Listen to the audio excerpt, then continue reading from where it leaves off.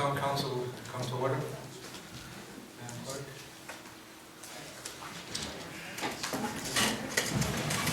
Board assisted by Holy Spirit of Council, all those who are serving in positions of authority and responsibility. Allegiance to the flag of the United States of America and to the republic for which it stands, one nation, under God, indivisible, with liberty and justice for all.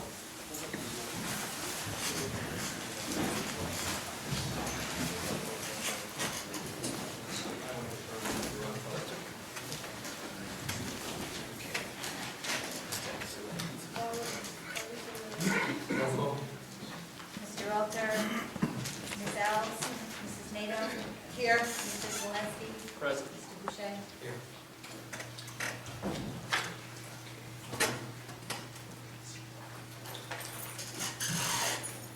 I'd like to take a visit the Smithfield Town Council sitting as the Board of License Commissioners.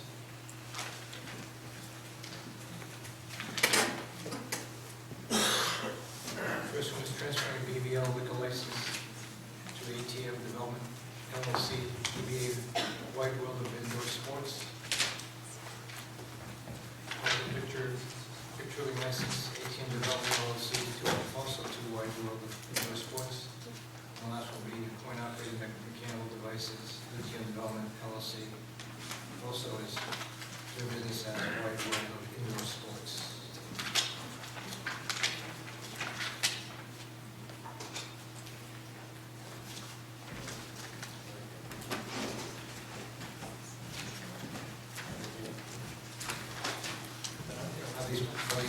Parties for these licenses here tonight? Is there anybody representing the ATM development? Okay. Please go to the mic, sir. Please state your name for the record and your address as well.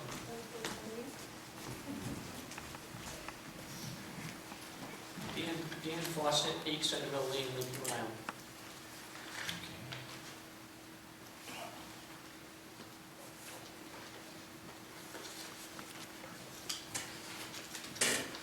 In your packet of information, everything, the ACI checks, everything is to be enough. Mr. President, we are waiting on the good standing, certificate of good standing from the state as far as taxes. I do have an email from Deputy Tobias from Wide World of Indoor Sports. They have been to the state. It is pending. She expects to get it within the next couple of days. I don't know if you desire to approve it pending receipt of the certificate. I'm not sure. Everything else is in order. Is it probably, it's going to be probably coming towards the end of the week? She felt that they would get it. Thursday or Friday? Yeah. I'm sorry, sir, what is that in here, your name? Dan Fawcett. Fawcett, okay. Mr. Fawcett, are you personally familiar with Mr. Sangamano? Which one? Well, Steven San Germano is my partner. you're probably roughly 44 years of age? Yep. Is he 44 years of age? Well, there's a reason for me asking this question.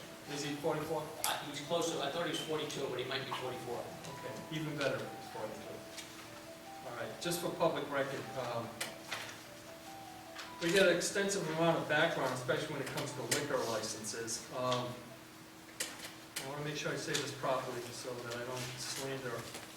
We have, it's not signed. I want to make sure that this is in public record.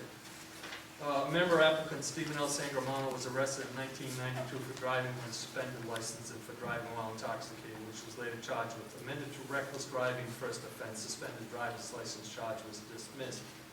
So if he's 42 or 44, I would dismiss this as a youthful indiscretion. He was 20 years old when it happened. Yeah, He was in college. yeah, but it's public records. I just want to make sure that Yep. we do look at these things. Yep. Then I Came would, up the last time when we came before this in 2009, I believe. okay. Yeah, I don't have a problem with this. But honestly, everybody makes a mistake somewhere along the line. I just never got caught. Mr. President, because we have all the paperwork in order for the transfer of the liquor license, We're gonna take them one at a time, of course. And we're awaiting information from the state. Madam Clerk? Certificate of good standing, the tax payment.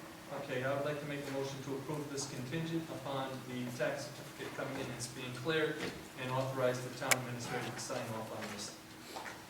Is that, Mr. Iglesias, is that fine? Yes, the condition is what I wanted to be on the record. The condition, yes, okay. That's a motion. Okay. Second. Second by Councilman Nato. Any discussion? Hearing none, roll call vote, Madam Clerk? Ms. Alves? Yes. Mrs. NATO? Yes. Mr. Zalinski? Yes. Mr. Boucher? Yes. Thank The you very second much. part now is the, Mr. Fawcett? You're still up. Oh, you're sorry. still there, sir. You don't mind honoring us with your presence. This is for the victual, Victual, yeah, I had a problem with that one. So, victualling license, ATM development, DBA's, White World of Indoor Sports. This is the class, Mr. President, paperwork seems to be in order. Previous building inspector is compliant, signed by Mr. Benoit. Fire marshal signed off, and the tax collecting officer signed off on it. Make a move to approve the victualling license for 621 Town Hill Road, ATM Development Limited Liability Corporation. The motion. there a second? Second. Any discussion? Hearing none, roll call vote, Madam Clerk? Ms. Alves? Yes. Mrs. NATO? Yes. Mr. Zalinski? Yes. Mr. Boucher? Yes. And last but not least, coin-operated mechanical devices, ATM Development, LLC, DBA, White World of Indoor Sports. Mr. President, I'll make a motion to approve this application for coin-operated mechanical devices, a total of 5 on the premise. Second. Second by Councilwoman Nato. Any discussion?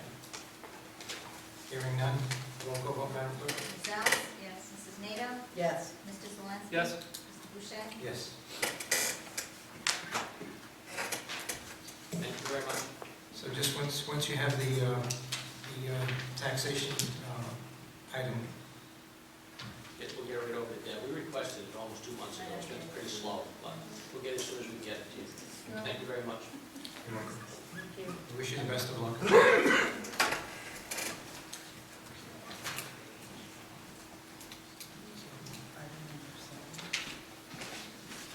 Okay.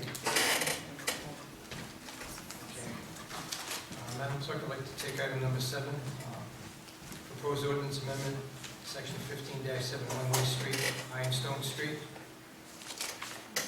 To open this to a public hearing.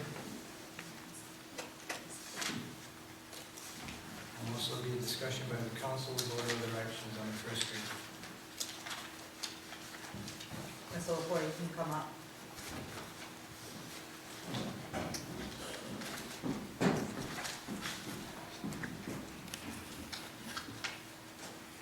Take my audience.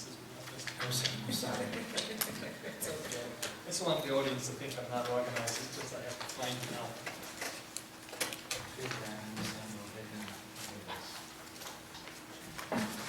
Now, Mr. LaPorte, you are the only resident on Ironstone Street. Correct. And our solicitor, Solicitor Iglesias, has already written up the ordinance, and we're going to go through our first reading of the ordinance to turn Ironstone into a one-way. Would you like to explain why you want to turn Ironstone into a one-way and which direction you want it to go in? Sure. I moved to Ironstone early September this year, and nobody really brought it to the attention of the traffic on Ironstone until now. When I moved in, I saw a high line of traffic coming from 146A from Uxbridge coming down my street. Going 40 miles an hour, people don't slow down. And you notice the high volume of cars coming flying by our house. I told people to slow down. Just on Monday, I told them to slow down, and they gave me the thing and said, F you, for saying you slow down. So I said, I have twin 3.5-year-old boys. They are my everything, and the safety of them. So when I saw that, and my neighbor actually came up to me that lives in Buxton and said, good luck, you're never going to have this happen. I said, well, don't tell me good luck, because I'm going to have it happen. And I can see that the safety of my kids is everything. You know, if one of them gets hurt, There was an accident maybe about a month and a half ago up on 146 requesting the Department of Works helicopter had to lift out somebody. You know, they're coming around that corner going 45 miles an hour. They don't slow down. And if they come flying around, hit ice, they're gonna hit my house. My house is right on Ironstone to get over down there. And I saw that, and I said, something's gotta happen. So if we can make it one-way so people can't come down off of 146A, I think that'd be really big. It's a high volume of traffic. People come from Dunkin' Donuts, from the farms. So that means you'd be exiting your property onto Buxton and then onto North Main Street? Yes. If you ever come that way, I would say try it. Come from 146A and try to slow down. It's impossible. You know, if you do, you have to slow down probably at the Department of Works before you get to the street. It's a really, really quick turnoff. And, you know, I put signs up, say slow down, and I put cones out, people borrow the cones. And it's a losing battle, and I said, I gotta take this because I don't want my kids get hurt. Mr. President, I believe the police have also indicated that they would be in agreement with that and identified that as a potential issue also. Mr. President, if I may elaborate on what the administrator was saying. We have Lieutenant Landry who concurs that Ironstone should be a one-way, and Chief Reynolds himself also concurs. So I'd like to make a motion that this be considered the first reading. We have to do this again from procedure. We'll have to put up that mobile board that tells traffic in advance that it's going to be turned to, a couple of weeks out, months out, whatever the notification period is. But I support this. After the second FU and fingers in the air, I said, this is enough. You know, I'm trying to tell people to slow down. And I'm the only house on there, so I call it my street. But I was like, really? And I can tell you right now, it was a Silverado Massachusetts plate, so shame on that. Mr. LaPorte, I could have bet it was not a North Smithfield resident. That was that. I could have bet.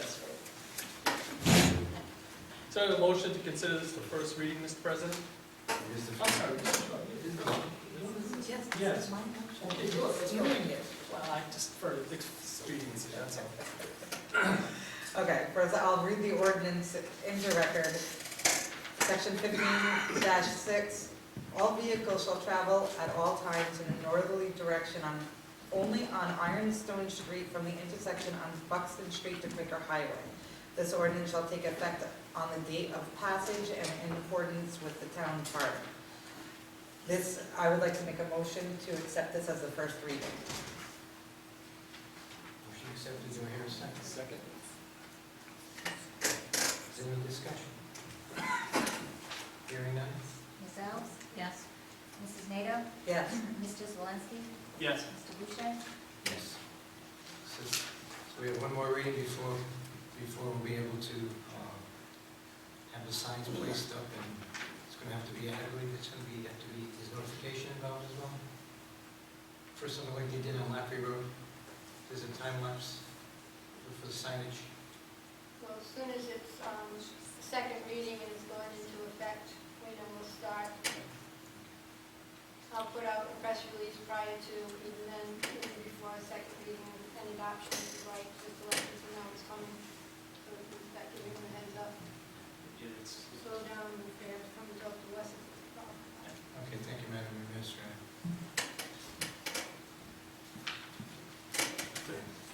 Thank you very much. Thank you.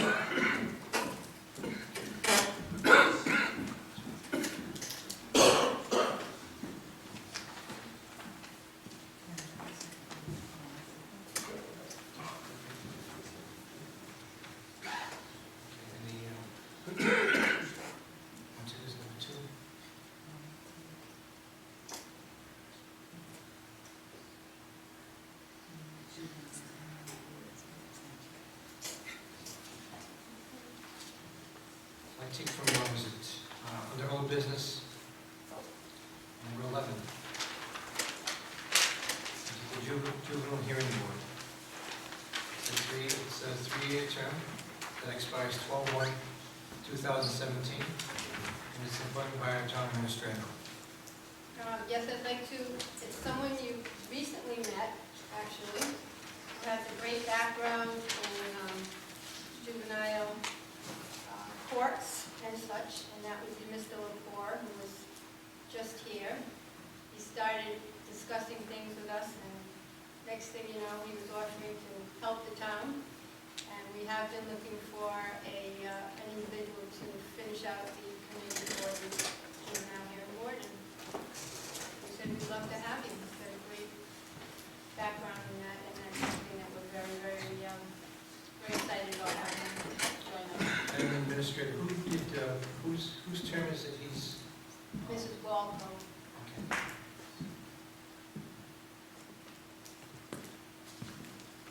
Congratulations. Congratulations. Thank you, Ms. Whitmore. Well, it's a two-foot night for you. Working on the street, you get an appointment to a board. Thank you for your service. Future We self. did it early, so Well, you you get probably- you boys. We're probably gonna make it a one-way anyway, but it's not like you're an indentured servant. You only get one reading on this one, though. Yeah. That too.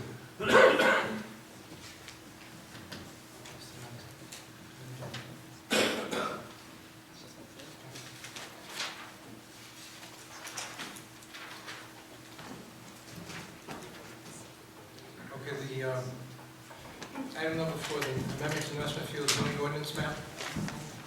A petition to rezone assessors plot 8, lot 30, 48 Farm Street from the current zoning designation rural agricultural RA to the new designation mixed use 1 and B1. This is the Cheryl E. Branchard Living Trust applicant. This was a continuation of a public hearing. And this would also be a discussion by the council, vote, or other action on petition.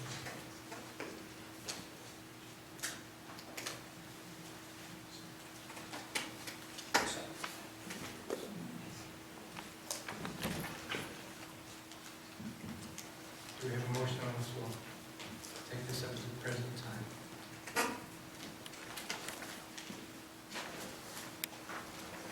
Mr. President, if I may, we're still continuing the public hearing. We want to invite the public if they have comment. Absolutely. Is there anyone in the audience here tonight who would like to speak on this proposal? Yes.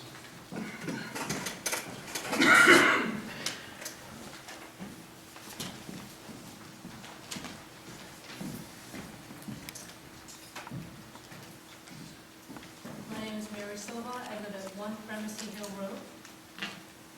Having just had the town council approve the liquor license for the indoor sports arena that's half a mile from my home, I am still concerned as to what's going to happen with this property. We haven't been told anything that's proposed for this property. It's even closer to our property. And I was looking at the comprehensive plan for the town. And I know, I hope I don't take too much time, but I just wanted to have some points brought out if that's okay.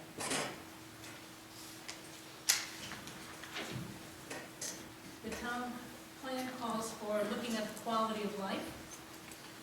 Because we have no idea what's coming, how is this going to affect my association and my fellow neighbors who are here? Who's going to be responsible at looking at the increase in pollution? Increase in police patrols? What kind of codes are going to be in place so that whatever structure is allowed to go up there is not going to be more buildings that will not look at all what we need to in this neighborhood? Not sure if we ever discussed if there's any available sewer and water for this property. How will the traffic flow of whatever may come going to affect our quality of life? We are 1/10 of a mile from the intersection as well. Does that mean our property is also selected to be MU if we so choose? What are the consequences of increasing the traffic flow? I already hear when it's warm, increased traffic at night, loud music blaring, which I didn't hear several years ago. We know that the sports place is open at night. We know that the restaurant is open. If you allow another business like that to be open, how will that affect my quality of life? When I looked at the comprehensive plan, it said that 79% of the respondents felt the town should encourage open spaces. also call for preserving natural elements in the town and how projects could affect one neighborhood to another. It also called for the adoption of a noise ordinance, which I have no idea if this has ever happened.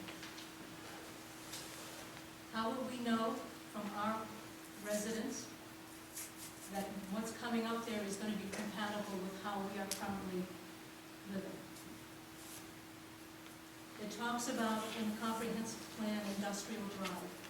Where exactly does industrial drive begin and end? Obviously it begins at Route 5. Where does it end?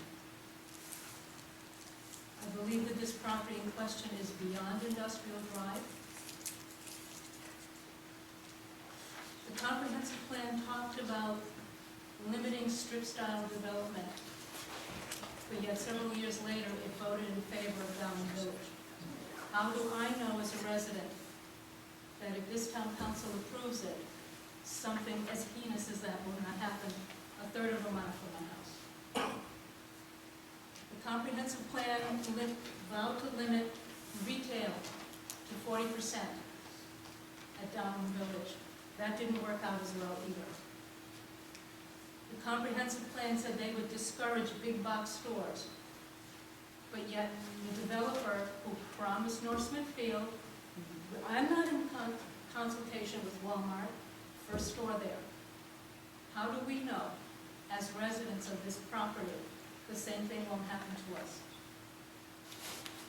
Next to this property is an agricultural farm. How compatible is that changing the farm to the MU1? I looked at the comprehensive plan. I did not see specifically where this property is listed for change.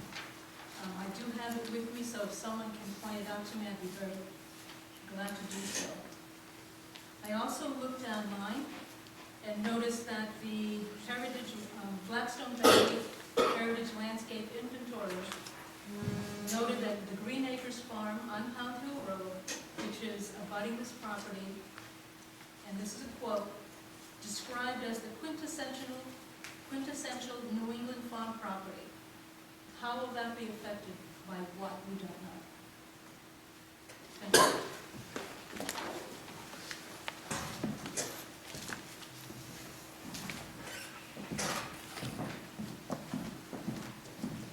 Mr. Chairman, if I could be able to shed some light on some of the questions that this young lady asked. Again, for the record, Eric Bransky, I'm the attorney on behalf of the property owner and the applicant.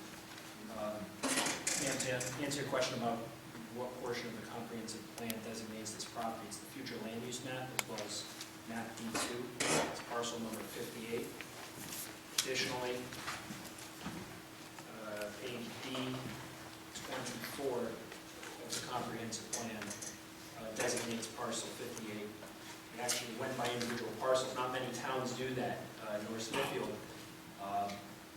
went ahead and actually specifically designated parcels, which I think shows the clear intent of the rezones. In fact, some case law out there that has examined whether or not towns should be mandated to amend the comprehensive plan to have kind of differentiated between the ones that say, hey, we're going to look at this area of town and designate it commercial versus residential, to those that specifically designate parcels, which this town has done and has implemented into the plan.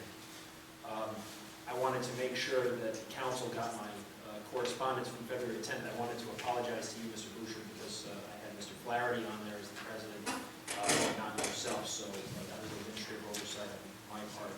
I wanted to correct that on the record, but the letter kind of addressed the matrix of state laws, and in terms of development, as I told the board before, we don't have any future plans for development at this time. At the time your comprehensive plan was approved, it called for a mixed-use zoning district and mixed-use zoning regulations to be approved. You, as the town, went ahead and did approve those, and there are sophisticated and detailed regulations in your zoning ordinance governing all mixed-use zoning districts, as well as the comprehensive plan. So in terms of development, how do we ensure traffic, pollution, light, noise, those sorts of things, that's the job for the planning board, and that's the job for the zoning board if zoning relief is needed. And there are several stages of review, and I know that many of you, especially you, Mr. Zelinski, who sat on the planning board, knows that depending on the size of the project, you have 2 to 3, in fact, sometimes 2 to 4 public meetings, 2 of which are public hearings, where projects are vetted before the planning board and have to be totally compliant with the zoning ordinance and subdivision regulations. In terms of building, of course, any building that would be erected would have to be compliant with the Rhode Island Building Code, which covers all building in the town. So in terms of the development aspect of things, if and when the property is developed, quite simply, it would be consistent and compliant with your zoning ordinances governing this district. And if you want to make that a condition of approval, we're certainly amenable to that. I wanted to kind of just summarize, and I know we threw a lot of information at you last time, why it is we requested the zone change. It's to make the project consistent and make the property consistent with the comprehensive plan.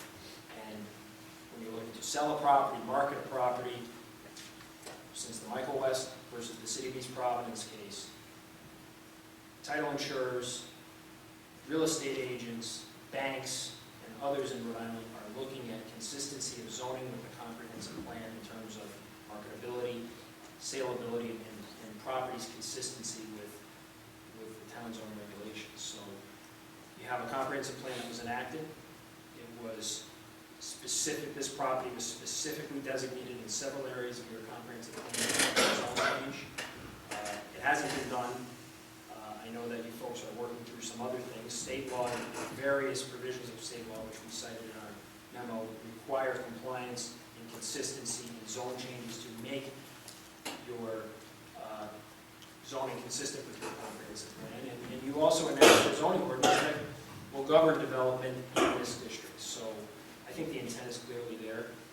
As I said in my letter, I think the only consideration is whether or not this is consistent with the comp plan, and in fact it is, and we ask that you approve that. We want to impose the condition that we comply with all zoning and subdivision regulations. If ever developed, we're certainly amenable to that. And I'm happy to answer any other questions you folks may have. May I ask one question? Sure, absolutely. Do I have to go back up there? Yes, please.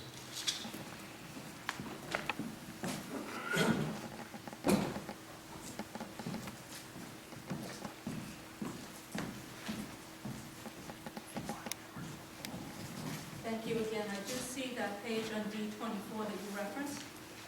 I just want to be clear from my property and that of my neighbors. When I look at 58, it says, the area between Old Pound Hill Road and North Smithfield Industrial Highway. It has good visibility from 146 and good access to Industrial Highway. Does that mean that my property is also this? Because that's what it's being described as. The map may help, Mr. Chairman. That's okay. When I looked at this map, my house is on the same property. Correct. So my question is, because it's in the same circle, are our houses also considered MU eligible? May I pose a question, Ms. Silva? Yes. Are you familiar with the Assessors Plat 5 and Assessors Plat 8? If I show this to you, is your house on this?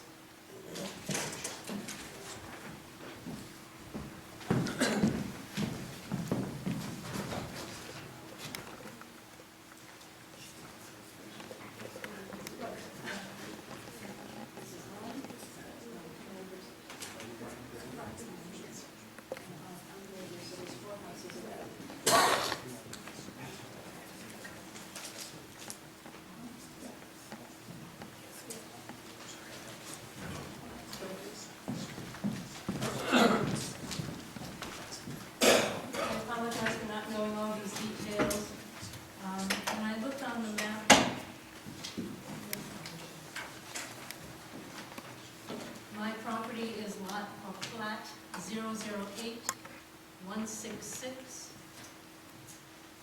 So what we're looking at is the radius map Yes. for notice.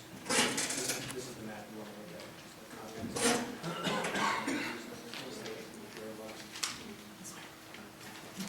That map is way too small. Okay, so this is, you're across 146. So this is 146.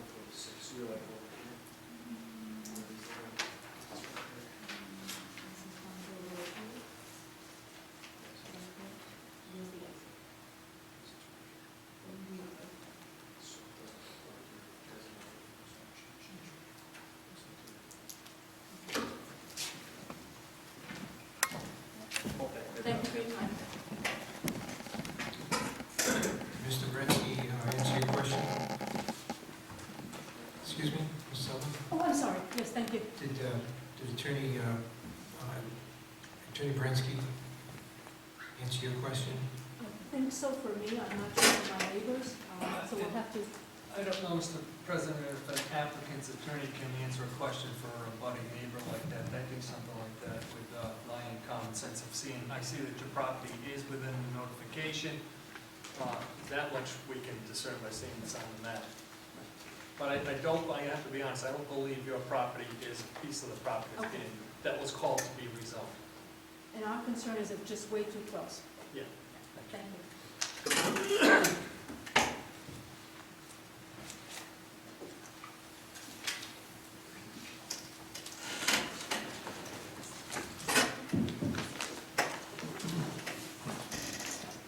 Mr. Erickson?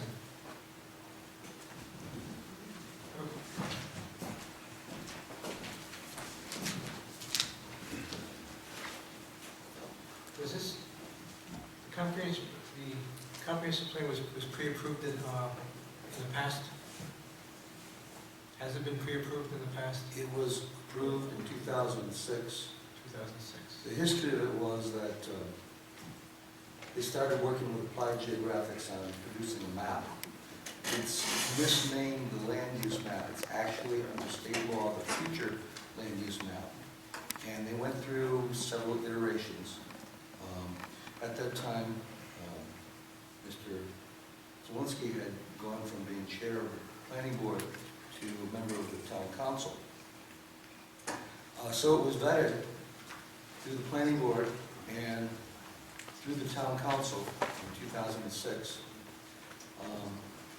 Before that, the town had, in the previous 10 years, done 1 or 2 minor zoning changes.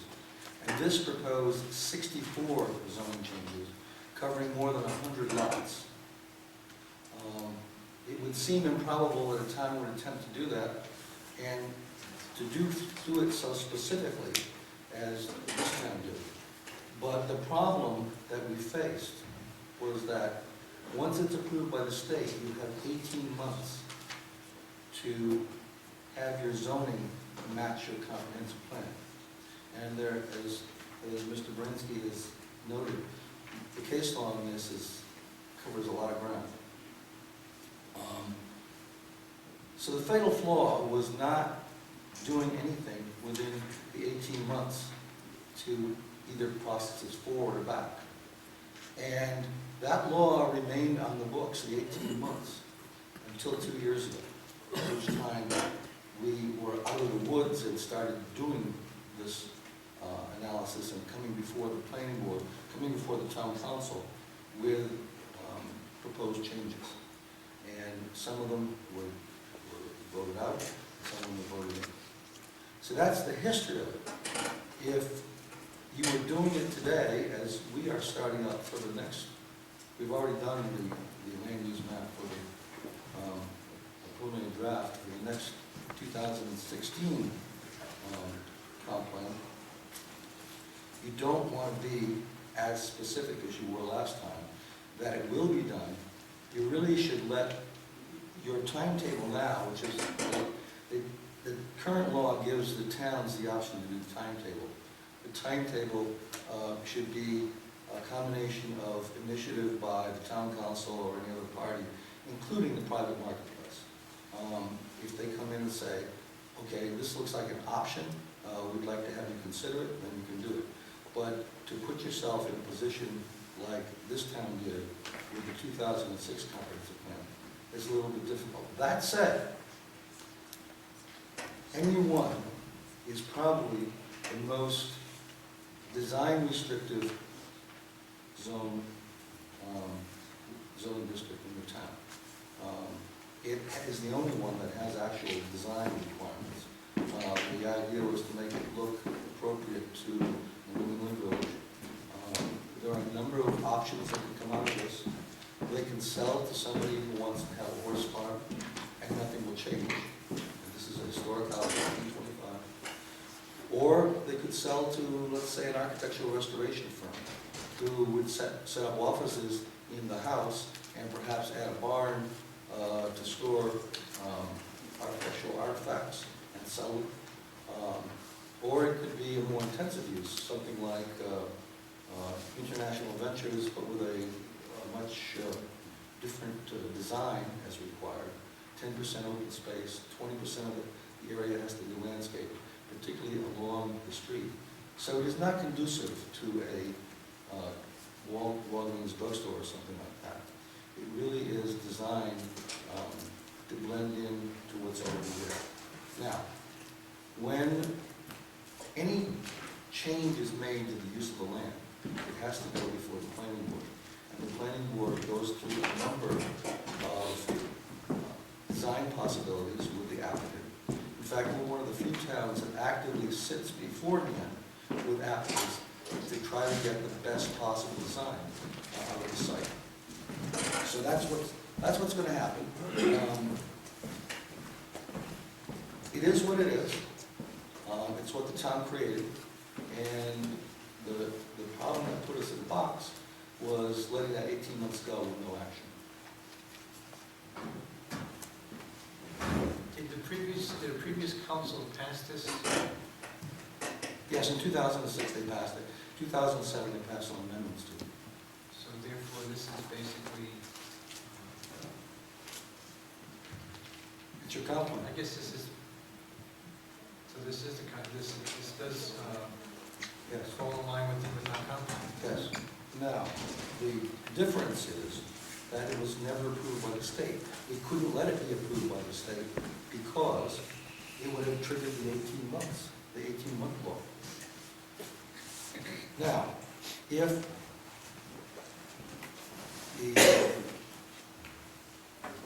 this winds up in court,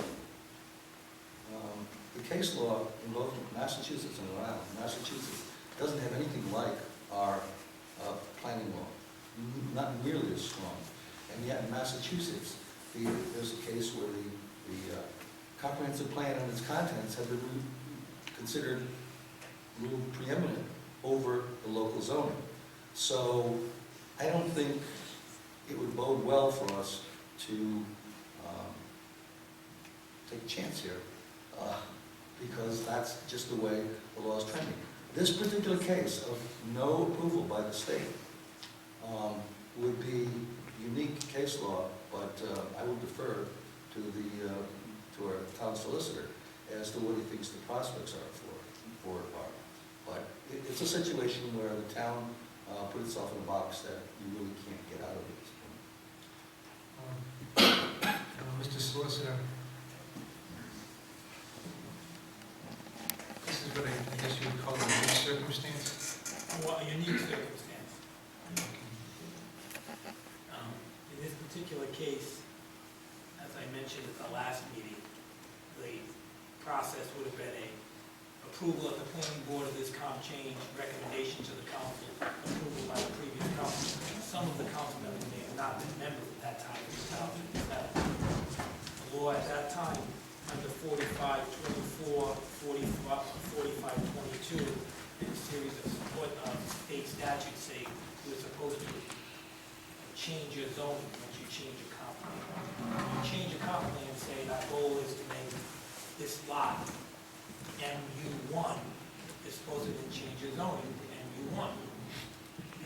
That's what the council did back in 07. They said, they changed the comp plan saying this would be MU1, but then they never changed the zoning to MU1, which was required at that time to be done within 18 months. Now, that timetable is gone, but it's still, the law still requires it to be done. And under the Supreme Court case of West versus East Providence, for the challenge, the Supreme Court held that the comp plan, because it's an ordinance adopted by the council, is essentially binding on the town.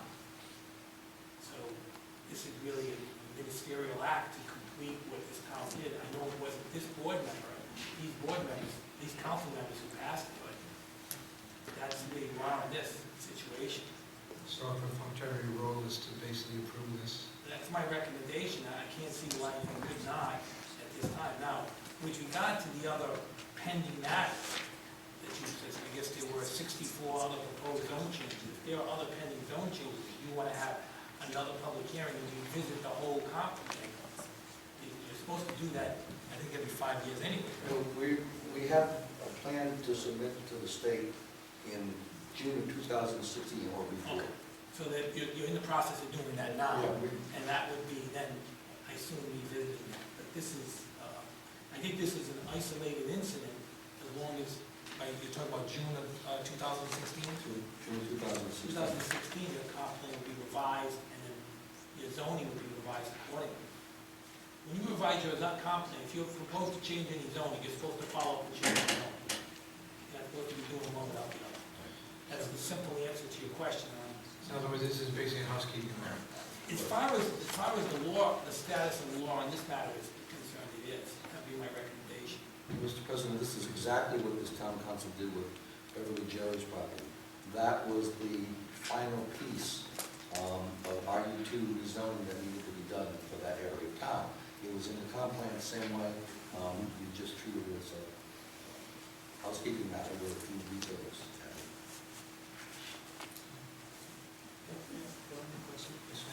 Mr. Erickson, there was an article in the Valley Breeze, and I can't remember your quote, but did you quote that the planning board or yourself was going to be looking at these proposed zone changes and have a recommendation by June of what year?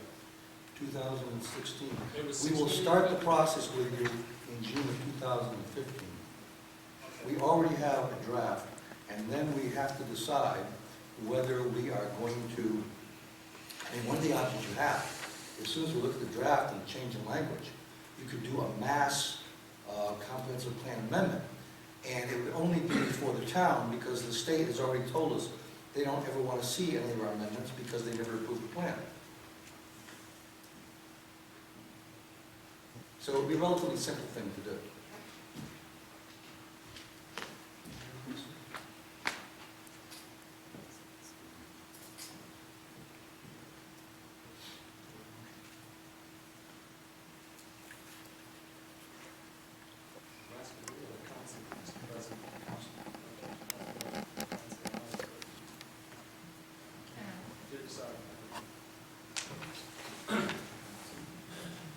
On the recommendation of town solicitor, I move that this be approved.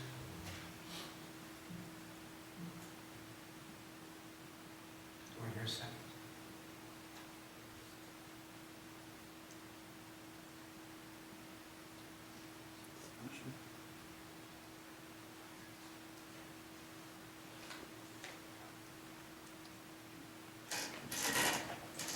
And hearing the motion dies.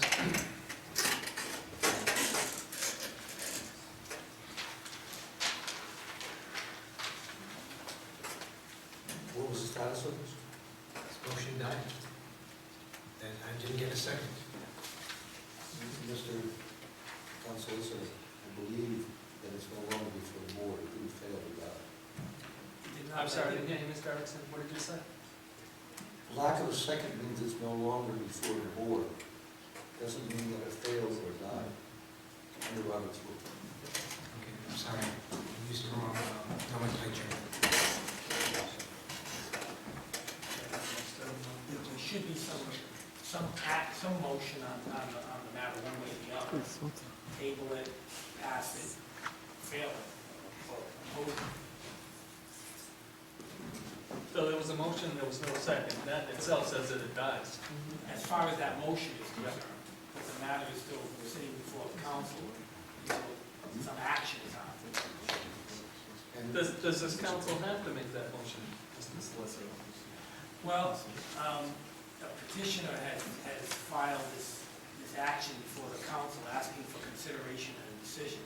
I'll make a motion table until a future date, until such time there is a proposal for what business would be coming in. At that point, whoever the council is at one time would entertain changing the zone. I'd like to be heard on that. That's my motion.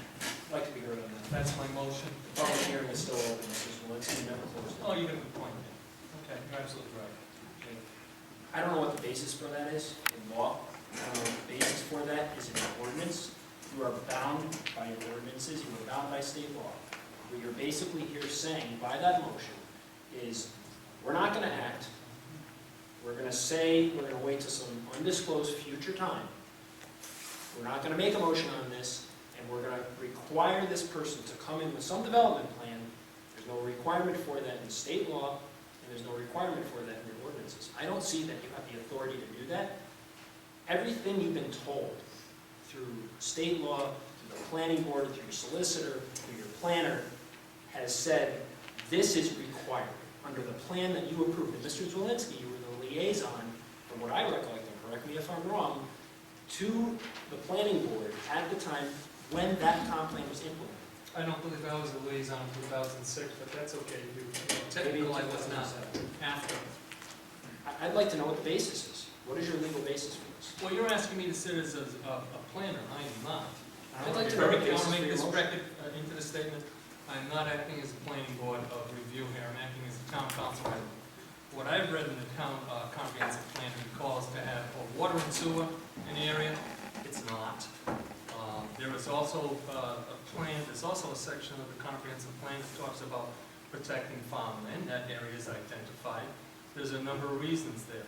So for the record, you are ignoring the portion of the comp plan that specifically calls for this specific piece of let property. me say for the to be record, Mr. rezoned. Bransky, there's a council member that has the authority to either vote to approve or reject the zoning motion, zoning change. You observed that there was a motion, there was no second, it died for a lack of a second. And now you're moving to table it indefinitely. Well, under the advice of the town solicitor, who represents us, not you, Mr. Bransky, under the advice of Mr. Igliozzi, we have several options here. We could make a motion to not approve it, to deny it. I was breathing a little life into it, to continue with the table. But at this point, I don't think I'm going to make any motion. I just don't want to languish, if that's your argument. My argument is you're required to do this by state law. And I I don't know see that any to be basis true. for you not to do it.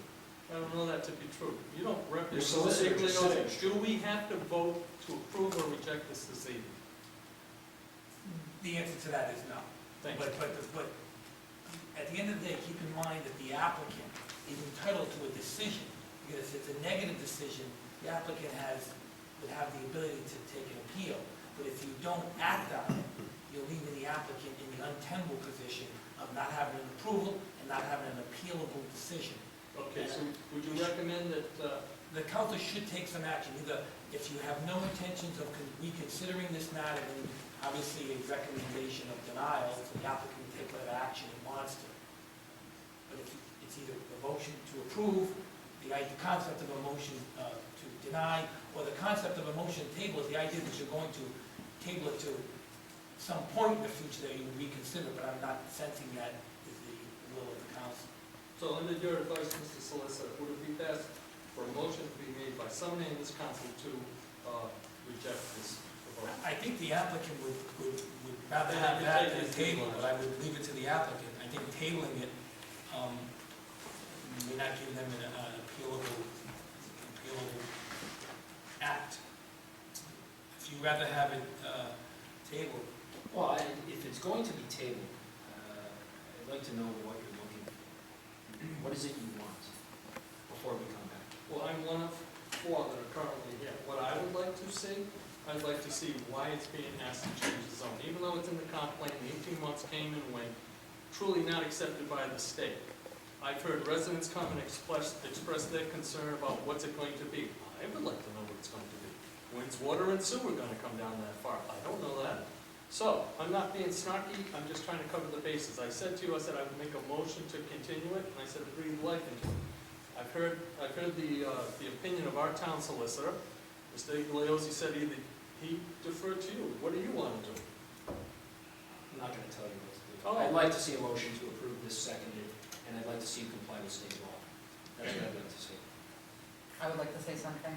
I would like to echo Councilor Zelinski's comments because I feel the same exact way.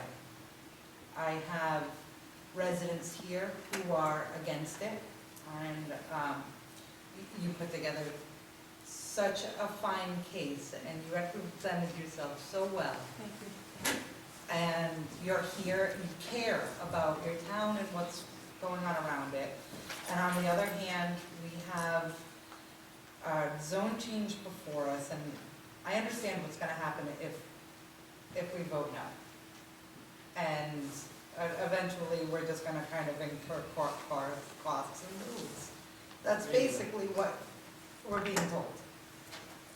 So I really feel like we're between a rock and a hard place here, because the change, like Councilor Zelinski said, has no purpose at this time other than to serve a comp plan that's expiring anyway. I wouldn't move to add any more business into town, especially into this part of town. I would prefer, and this is just my own personal opinion, to keep as much agricultural and rural open space as we can in town. That's where my turmoil is coming from. So that's why I'm sitting here kind of silent on the motion, because I don't know what to do. Well, with all due respect, ma'am, I'm not trying to be disrespectful at all. When you tell me that you know this is going to court, you know it's going to cost legal expenses, you know you're going to lose, you don't want any business in town, and that's why you're not going to take any action on this. I don't know how to respond to that. I'm sorry. Mr. Smithfield,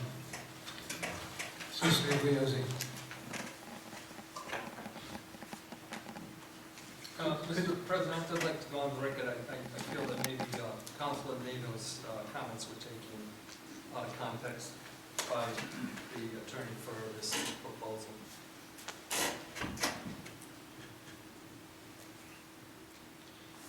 if this item was, let's say it was approved, or could this be passed pending the sewer and water being brought to the area? Well, actually, you can, under state law, at both state law and your ordinances, you can put any conditions on a zone change that you want. So that is something that you have the power to do. I think once that's done, Mr. Solicitor, this council, or whether it be this council or next sitting council, has pretty much given away its authority to make a zone change. So, consistent. I have seen a lot of things changed in this town contingent on certain elements, and then never followed. And I don't want to have to, but I could probably list 5 of them right now, where something was passed with contingencies, and it was never followed because people move on, time goes by, and it's not followed up on. So I guess we're back to square one, Mr. President, with our solicitor said there's 2 choices here. We could table it, or we could vote to reject it. I tried to offer, I said I tried to breathe life into this to continue it. Don't have a date certain, don't know when it's going to go on. But Well, you can vote to table it. You can do that. I mean, that's certainly a viable vote. But I think Mr. Bransky, the attorney that's representing this application, he requested that a vote for approval. So he really didn't answer. I'm trying to work with him, but I didn't hear an answer. I'm not going to approve. Personally, I'm not going to approve it because I don't know what's proposed. Mr. President, I'd like to make a motion to close the public hearing. Second. Take a roll call, please. Ms. Adams? To close? Yes. Mrs. Nato? Yes. Mr. Zelinski? Yes. Mr. Boucher? Yes.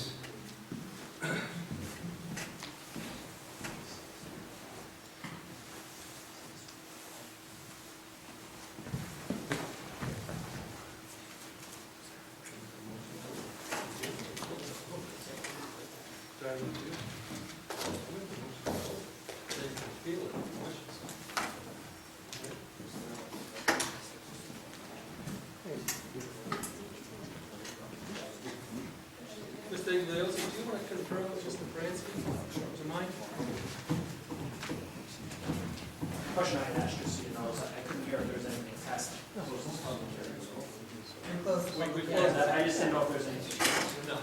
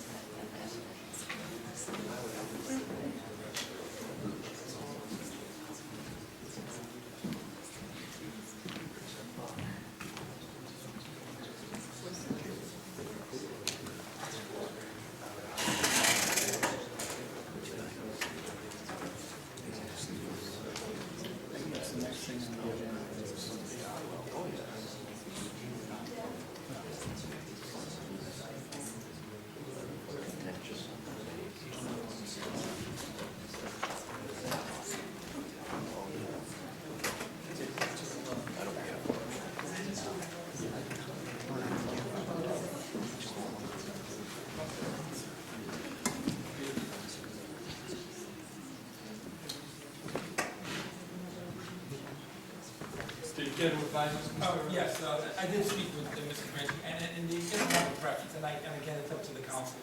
I think either one of those actions is gonna be sufficiently a final act of the council that would give Mr. Bransky and his client the ability to proceed in another forum. Okay. So I think whatever you feel comfortable with is fine. But just to take some act, that's Okay. Mr. President, I'll make a motion to table this application for zoning change. That's my motion. Second.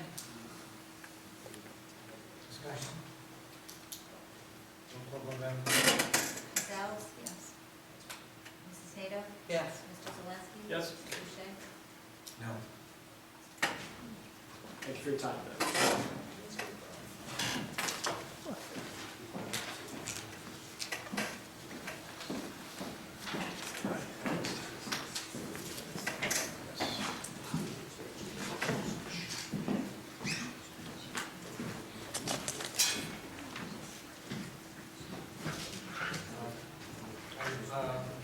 Document number 5, discussion by council, voter or direction on audit report here on June 30th, Conway Quarry and Associates LLP.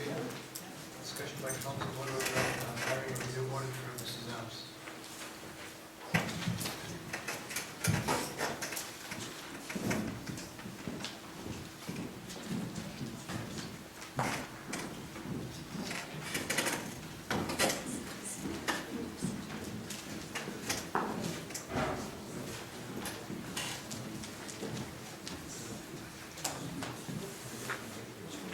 I didn't hear if you want to review the financial or if you had it.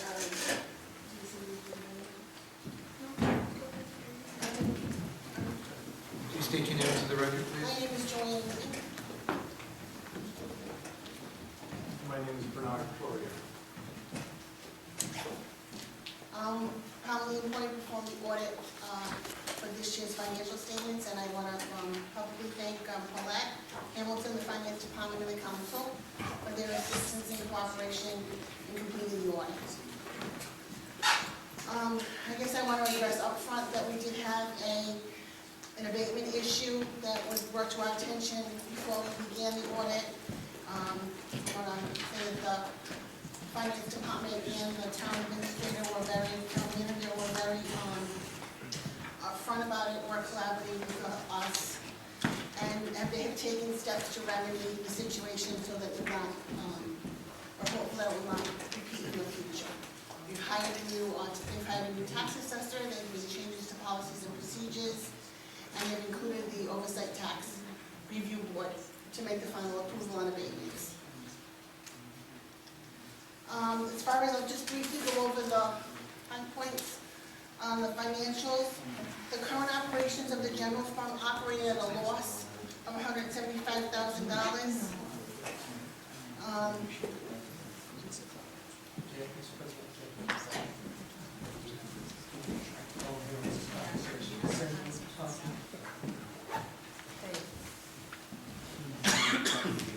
Okay. Yeah, the problem is, I know, it's yeah. kind of echoing and bouncing, and thank you. I don't know if the mic, if you can, The mic is mic on. towards you. Okay, is this better? Put it, Is it working? What do you think? Considering that the finance department was anticipating a bigger loss because of the abatement problem, the $175,000 loss was, I don't want to say a pleasant surprise as a loss, but it was significantly less than what was anticipated, and that was basically because other departments of the town were able to absorb the abatement issues and were proactive in keeping their expenses down. And I'll refer you to page 61 and 62, which is a difference between the budget and the actual. And that just is dealing with the general fund there, not all the funds, just the general fund. Could you, just for those who don't have a budget book in front of us, could you explain what is it showing a different deficit or surplus on the budget to actual page? No, on the budget to actual pages, it's showing the departments that operated differently than what they were budgeted for, therefore helped to reduce help to keep the number in line, the way it came, where it resolved to be 175 loss, okay? On page 15, the town of North Smithfield, all the funds on a cash basis had a positive balance of 405. When we have to take that positive balance and convert it to an accrual balance because of some timing differences and non-cash items like depreciation. It ended up in a negative balance of 274. That's for all of the funds, where the 175 was just the general fund.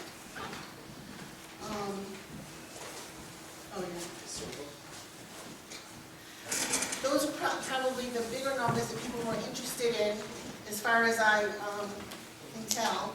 There are some findings in the report. There are 3 findings at the end of the report, one of them talking about the abatement issues, one of them talking about the processing of collections.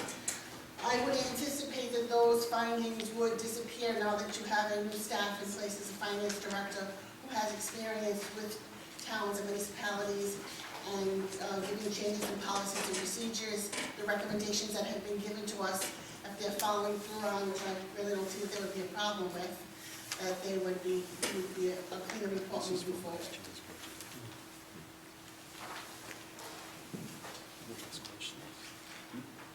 That's just a brief overview. If any of the council members want to speak to me privately or as a group or go over any of the numbers in detail, I know accounting numbers and representations can be a little difficult, and if you want to spend more time, then I'll gladly make myself available.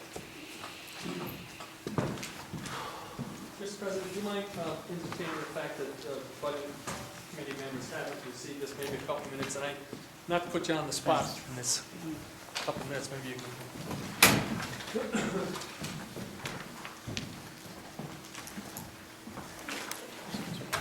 have a question, Mr. Ralph? Yeah, when I talked to the tax assessor, he said the abatement for last year was around $40 million of assessed property, but they have to reduce the real estate. So if you take $40 million times a $16 or $17 tax rate, that's like $640,000 in abatement. So is that number correct, that the gross abatement is around $600,000 to $700,000 that you have to reduce? Because he's telling me it's $40 million off the books. Yes, the 40 million abatement problem is about assessed. $700,000. So the gross abatement is around 700,000? That's correct.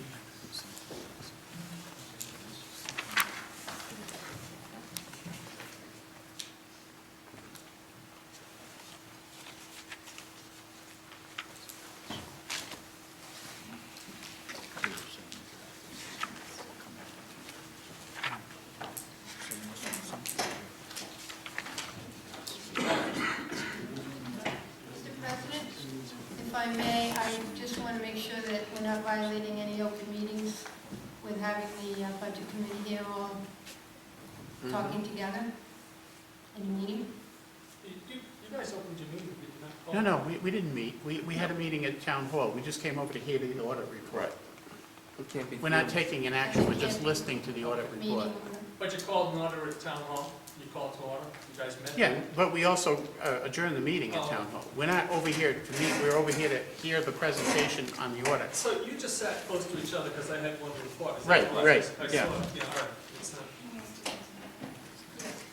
not- We had asked for, but we had asked for the audit report so that we could have reviewed it at this evening's Right. meeting.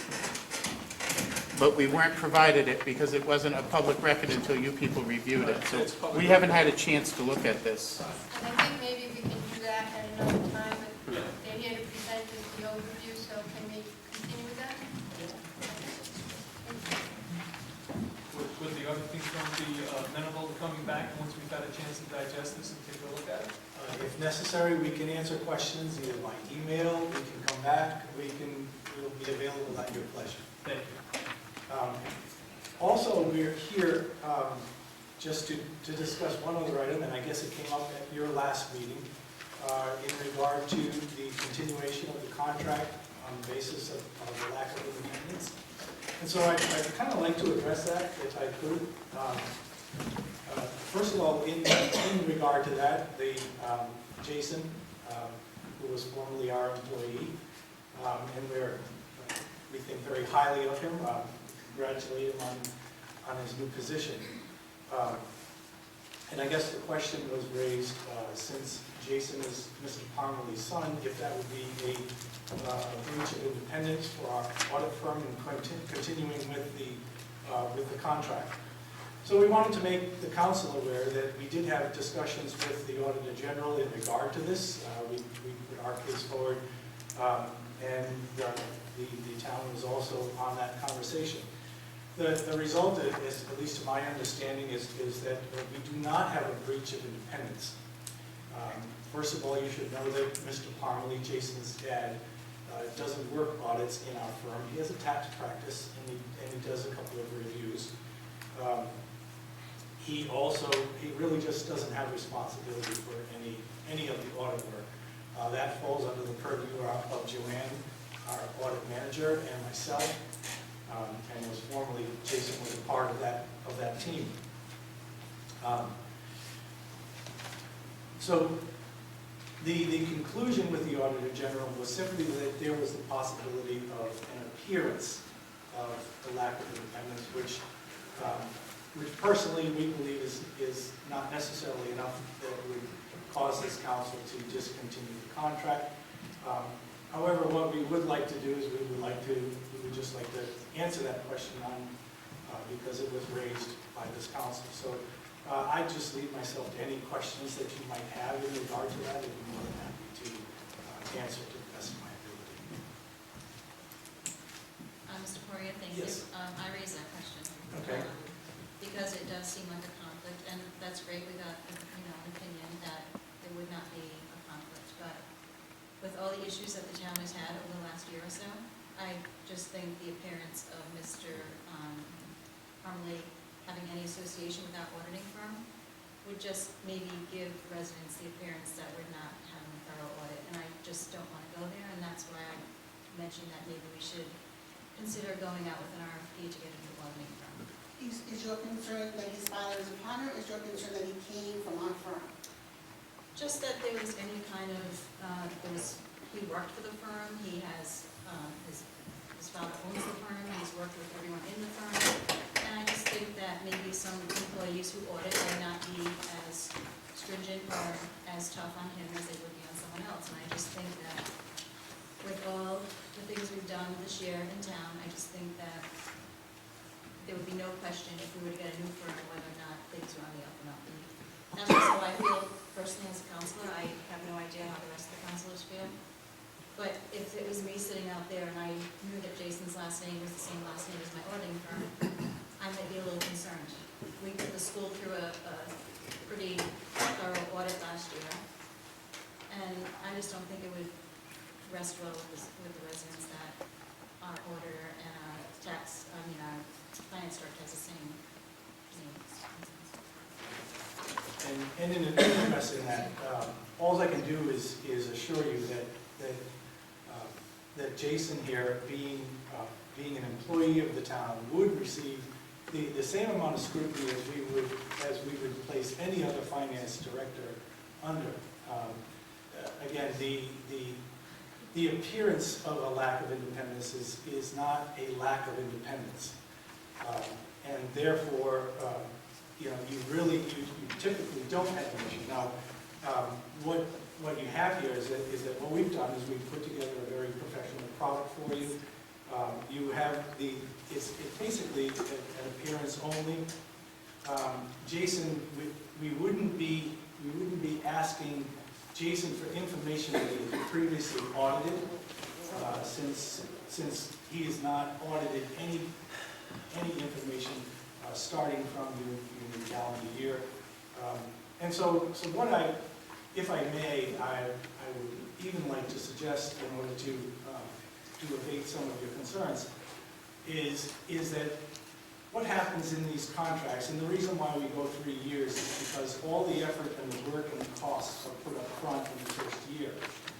Generally, we recoup some of those costs in the second and third year. And so what I would even suggest here is that for our concern would be that we would ask that you simply extend this contract for 1 more year, and then make your decision based on the product, the quality of the work that's going to be performed. And then if you're discontent with that, then we would certainly step away. We're not here to cause issues for the town. The town and its sovereignty and its capability is really our greatest concern. We're thankful for the opportunity to have done the work, and we would be thankful for the opportunity to continue the work. So once again, all I can offer you is my assurance that Jason's dad does not participate in the audit, would not participate in the audit.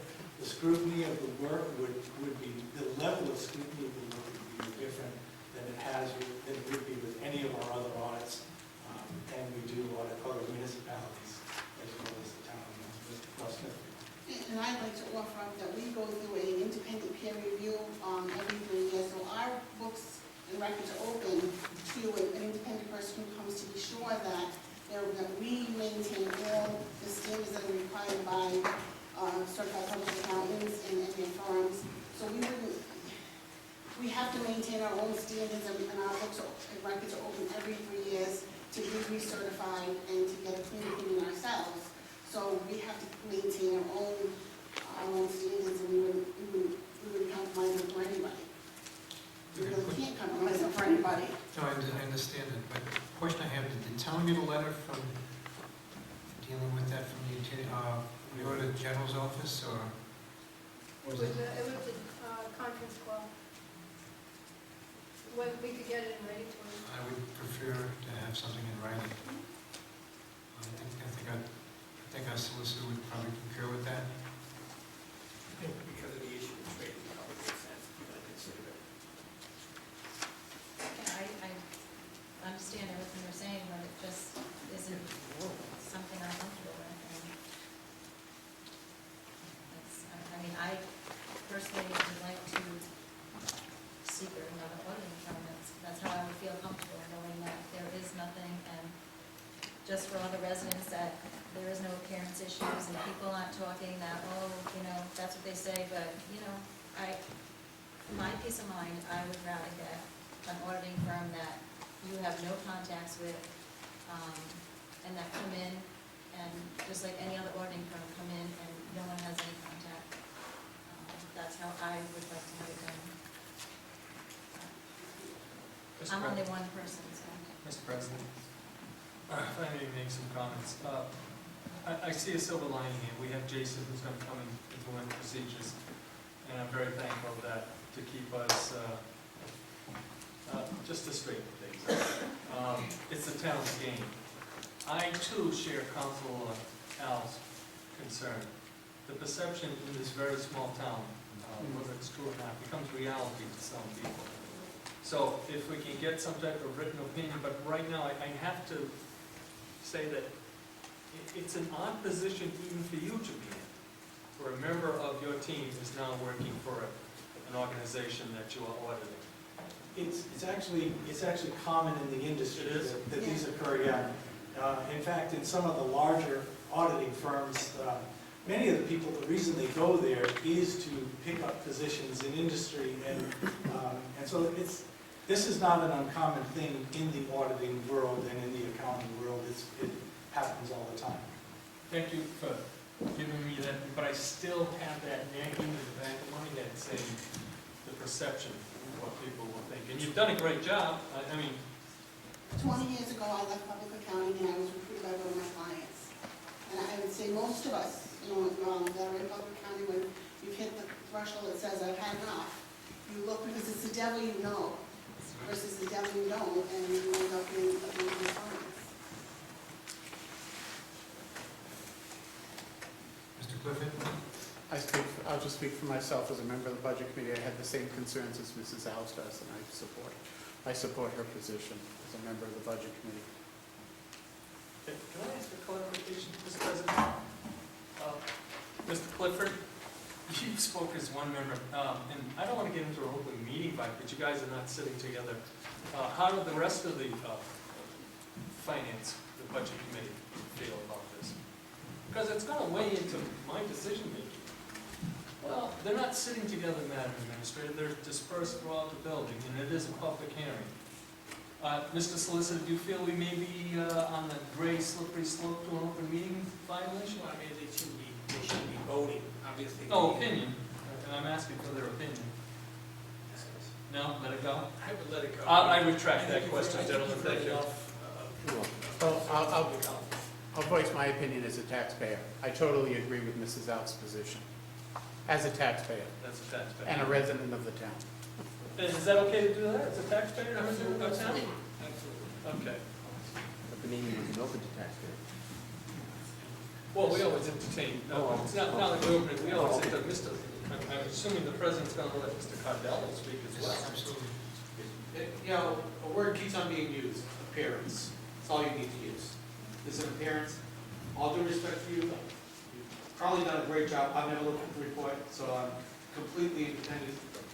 It's probably a great report. I heard you say, people from firms go to towns, that's common. But if they're related, there's an appearance there. And I'm not even suggesting there would ever be anything inappropriate. The appearance kills it. As far as, it's like an ethics violation. It's not actually a violation. If it's an appearance, stay away.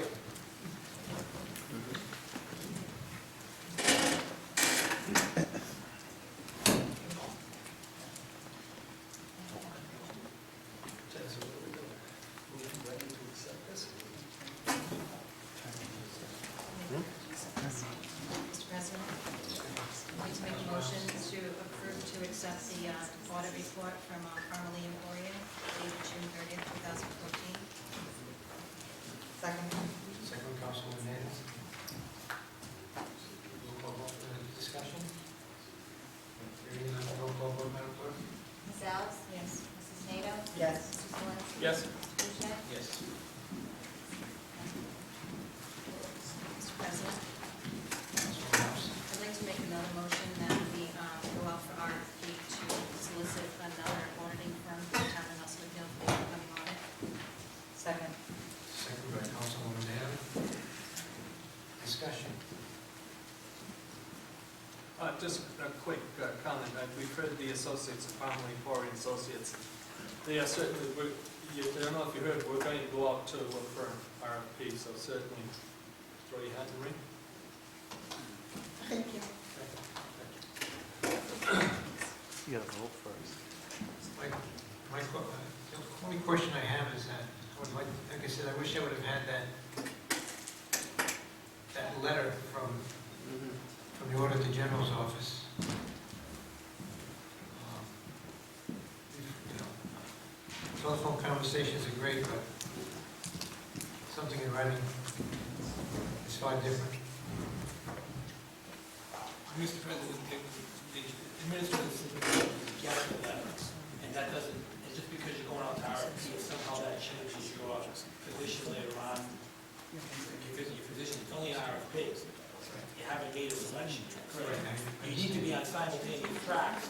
Right, and we have to get this going, because it's, The audit's going to have to be in. I'm sure. It's already gone. Who will prepare the RFP? It's already been prepared to the auditor general. Who has prepared it? Finance director. Should he be Assistant preparing it? finance director. Should he be preparing it if this is the Assistant process? finance director. Huh? The assistant Oh, finance okay. director.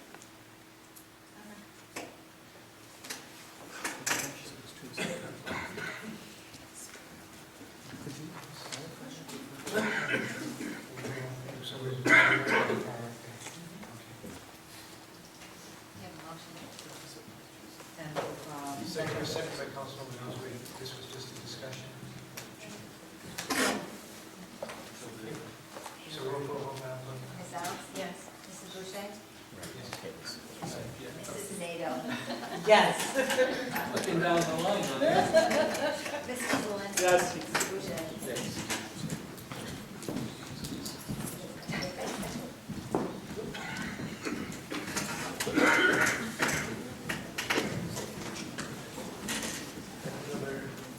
Item number 6.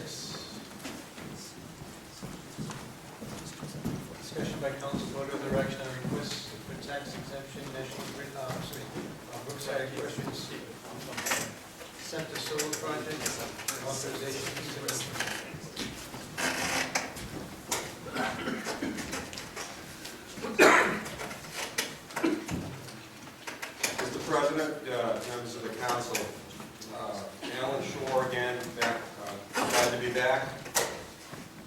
had a few snow events since we were last here, unfortunately, so glad we all made it through. And here we are back again. Again, Alan Shore with the firm of Adler, Pollock and Sheehan. I'm here on behalf of my client, New Energy Equity, and the Brookside Equestrian Project.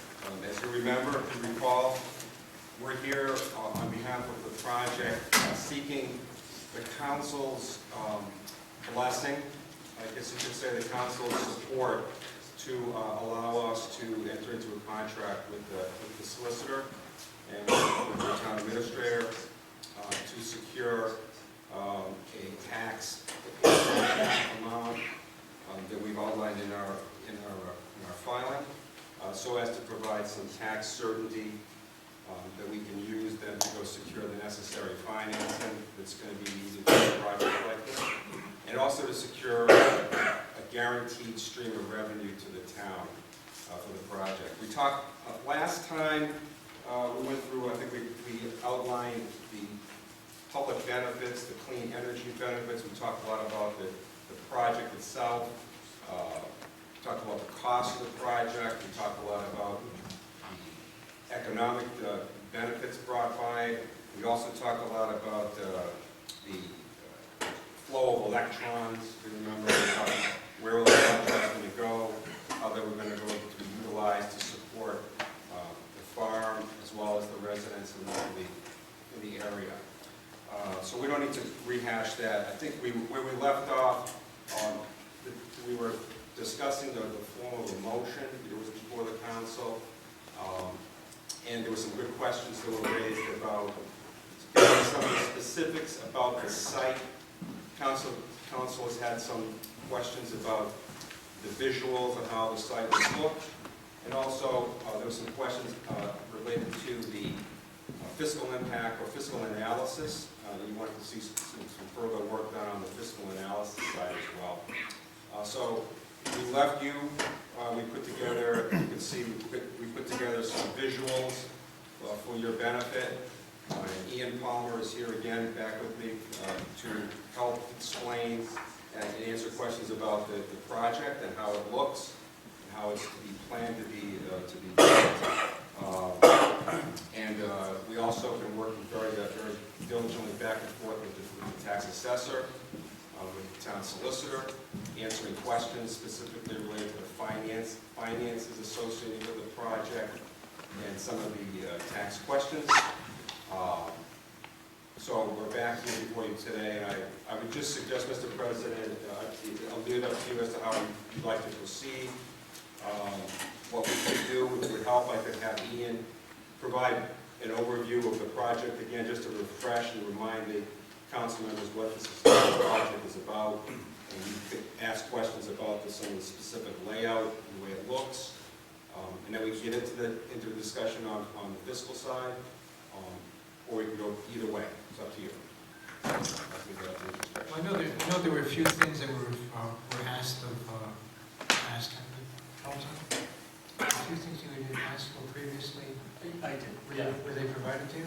I don't feel that they were. I can see that we have a locus map. I actually asked for general contours, 5-foot contours. I wasn't asking for 2-foot. I wanted to see what the topographical location is going to be. Because we had some questions from, we also had comments from previous town council was concerned about the visual impact removed from the site. I don't see that the contours, it's not really a sticking point, but it would help me. So I was kind of disappointed I didn't get that. However, I'm sorry, go ahead. You're part of your planning board hat back on there, I can see. Yeah, but you know what, as a concerned citizen, as a concerned council member, I don't sit as a planning board member. I make that clear all the time. Maybe I know just enough to make me dangerous or sound stupid, one or the other. But I just want to make sure that when I'm looking at something, especially when we're facing a real fiscal deficit that's coming at us like a tsunami, people are asking, I want to have as much information as possible.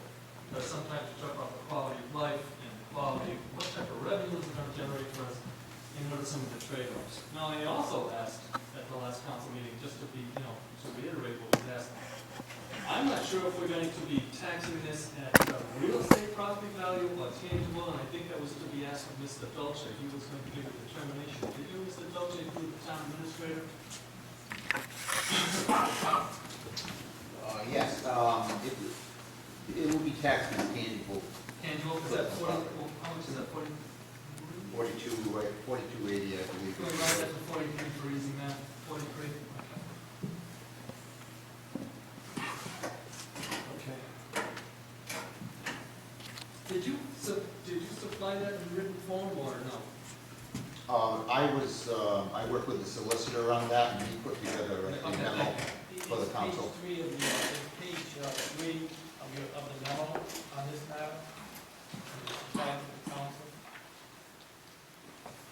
That is the document provided by page 3 and 4 of the documents provided by the. Yeah, but I didn't say that was signed off by the tax assessor, so I don't know whether the applicant put this in. Because last meeting, we didn't know if it was real estate tangible, we didn't know the size of the location, was 4 acres, 7 acres.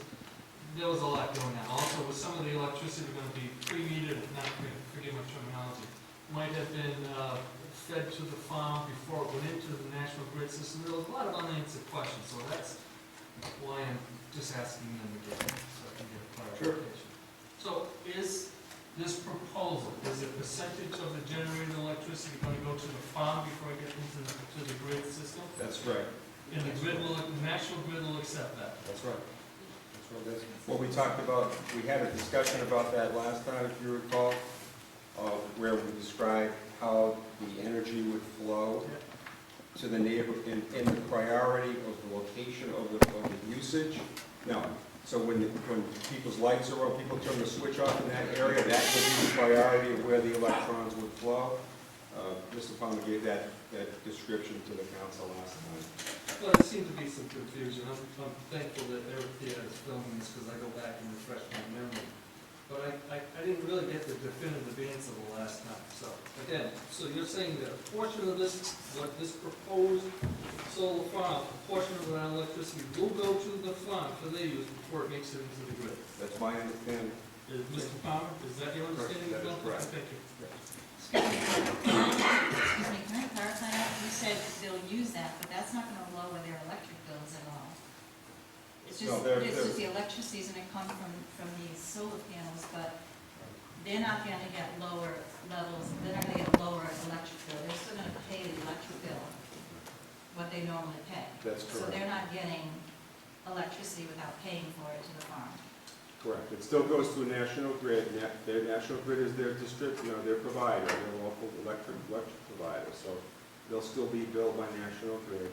So they're not getting electricity on the side to lower their bills in essence to help the farm. They're still getting their bill like they do every other month. They're getting, right, that's right. Not on the electric side, they're getting help on lease payments to help them. They're getting a different revenue supply source from the. But I just wanted to make sure, I'm glad it you asked. sounded like what Mr. Ruth was saying is that they're gonna get electricity right from the switch to their box, and that's not gonna be anything that they're gonna have to pay for essentially.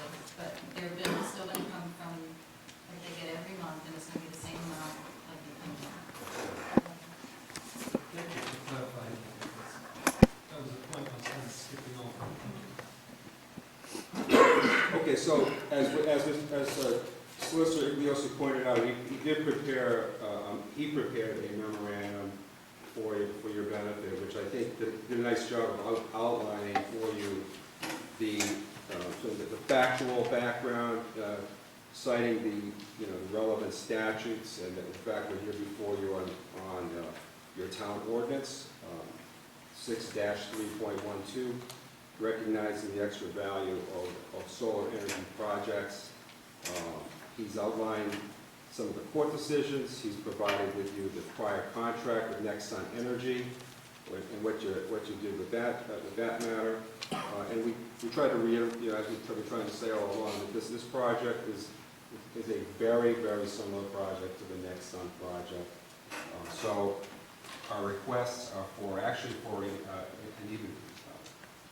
You could say we're willing to take a bigger hit than the Nexon project was in terms of the percentage of the tax arrangements. So those details are laid out for you, and we're here to answer any further questions that at this point that you have, and to seek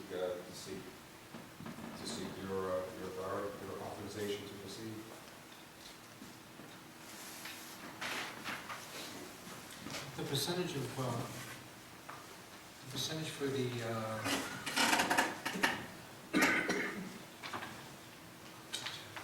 You were looking for 60%, it was, the request is for a 60% reduction off the tax. So that would lead to a $13,600 per year, or about over 200, almost $200,000 to $300,000 for up to a 20-year term.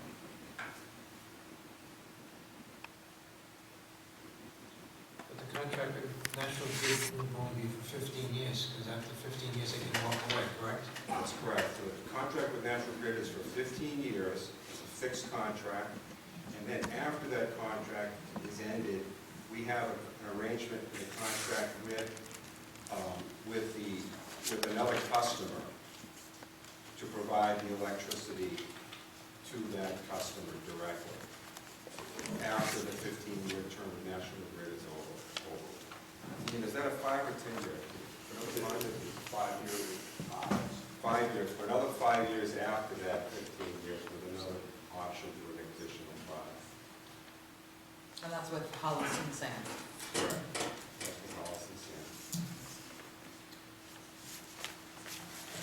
And they will get the energy directly, so they actually would see a reduction in their bill. I believe so, yes. That would be a direct supply of energy to that customer. So that customer's usage would be met directly by this project.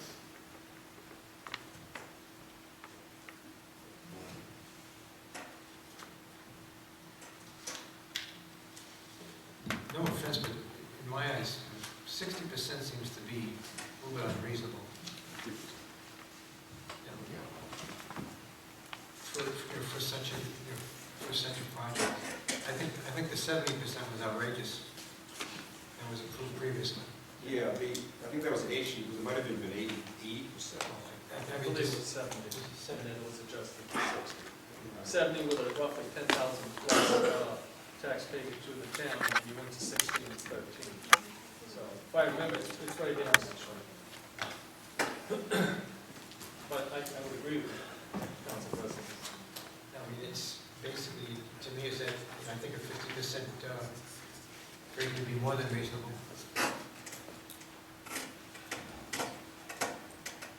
I can only say that I've received 3 phone calls from folks in town saying, are you going to give me a tax break? And this was thematic with the previous council about businesses that came to town. They didn't get the tax break. And one gentleman said, am I going to get a tax break? It's probably not. And a couple other people that are well informed and follow our town meetings said, why are you going to give me a tax break? And I tried to argue a point. I said, no, it's renewable energy. It's a good thing. You know, we're still deliberating. I have to say that no one called me up and said, you should give them a break. That's just where I'm at. I make that decision. If I go into Stop and Shop or I go into a market, someone walks up to me, I listen to my constituents, always have. I've had 3 people say that they're for it. Well, it's a great question. It's an excellent question. And I think the answer is that, at least that's how I would respond, how I view it, is that a project like a renewable energy project, it's not like any other retail store or other type of project, because then, well, you can think about it different ways. One way is that there's been a declaration in our state from the governor's office right on down that this region is in dire need of more renewable energy projects at the local level, and that's a state policy. It's a state law, and it flows through state policy by its representation in the statute that provides that every town in the state can exempt from taxation renewable energy generation.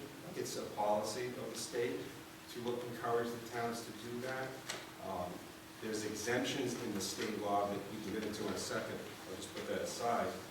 And the other thing about that I just want to point out is that a project like this, once a project like this is constructed on site, it requires almost no cost to the town. There's no services required from the town. There's no police, fire, day-to-day, street cleaning, plowing, shoveling.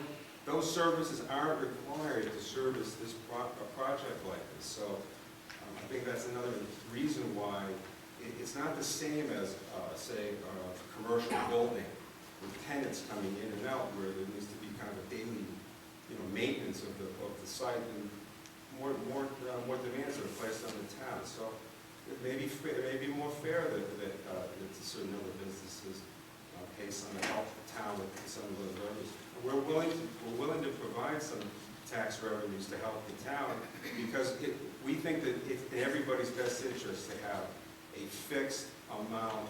It's a win-win-win for the town, for the developer, for the landowner, so that everybody goes into this as a partnership approach with a fixed amount of benefit that allows a project like this to get built, where there's some doubt whether it will get built, if there's no arrangement on the tax side, if it's worth it, in which case the town is getting zero tax dollars out of it. And that's another concern.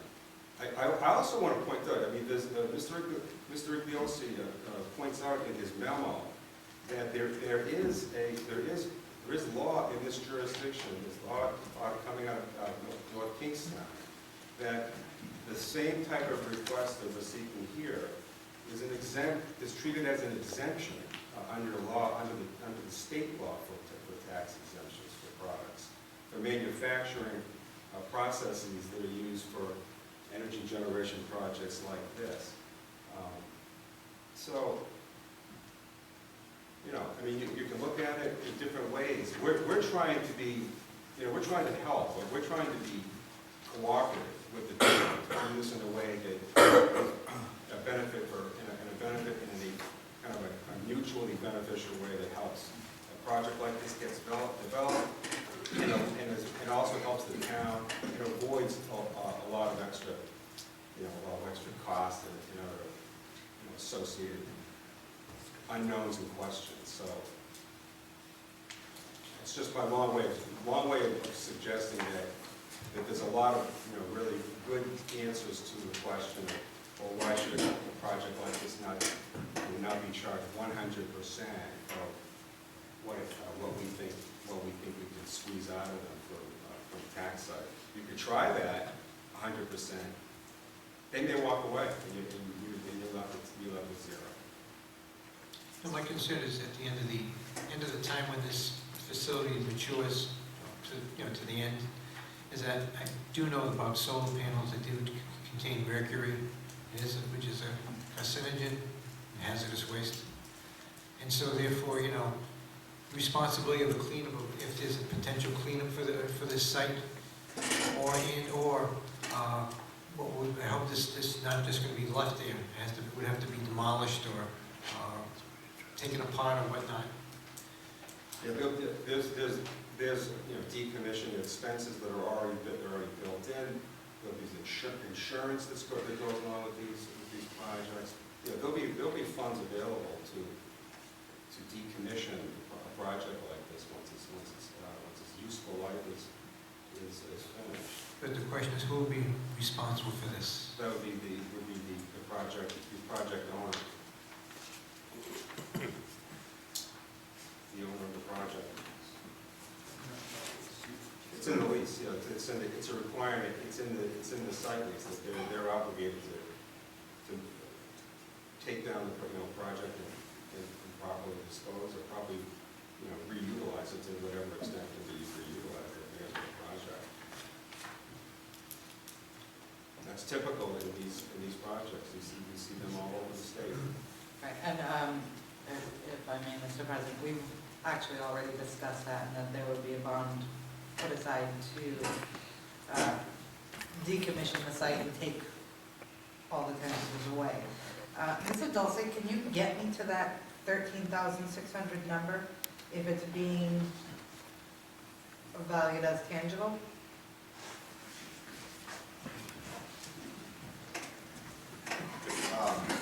Well, I can't get you to that number.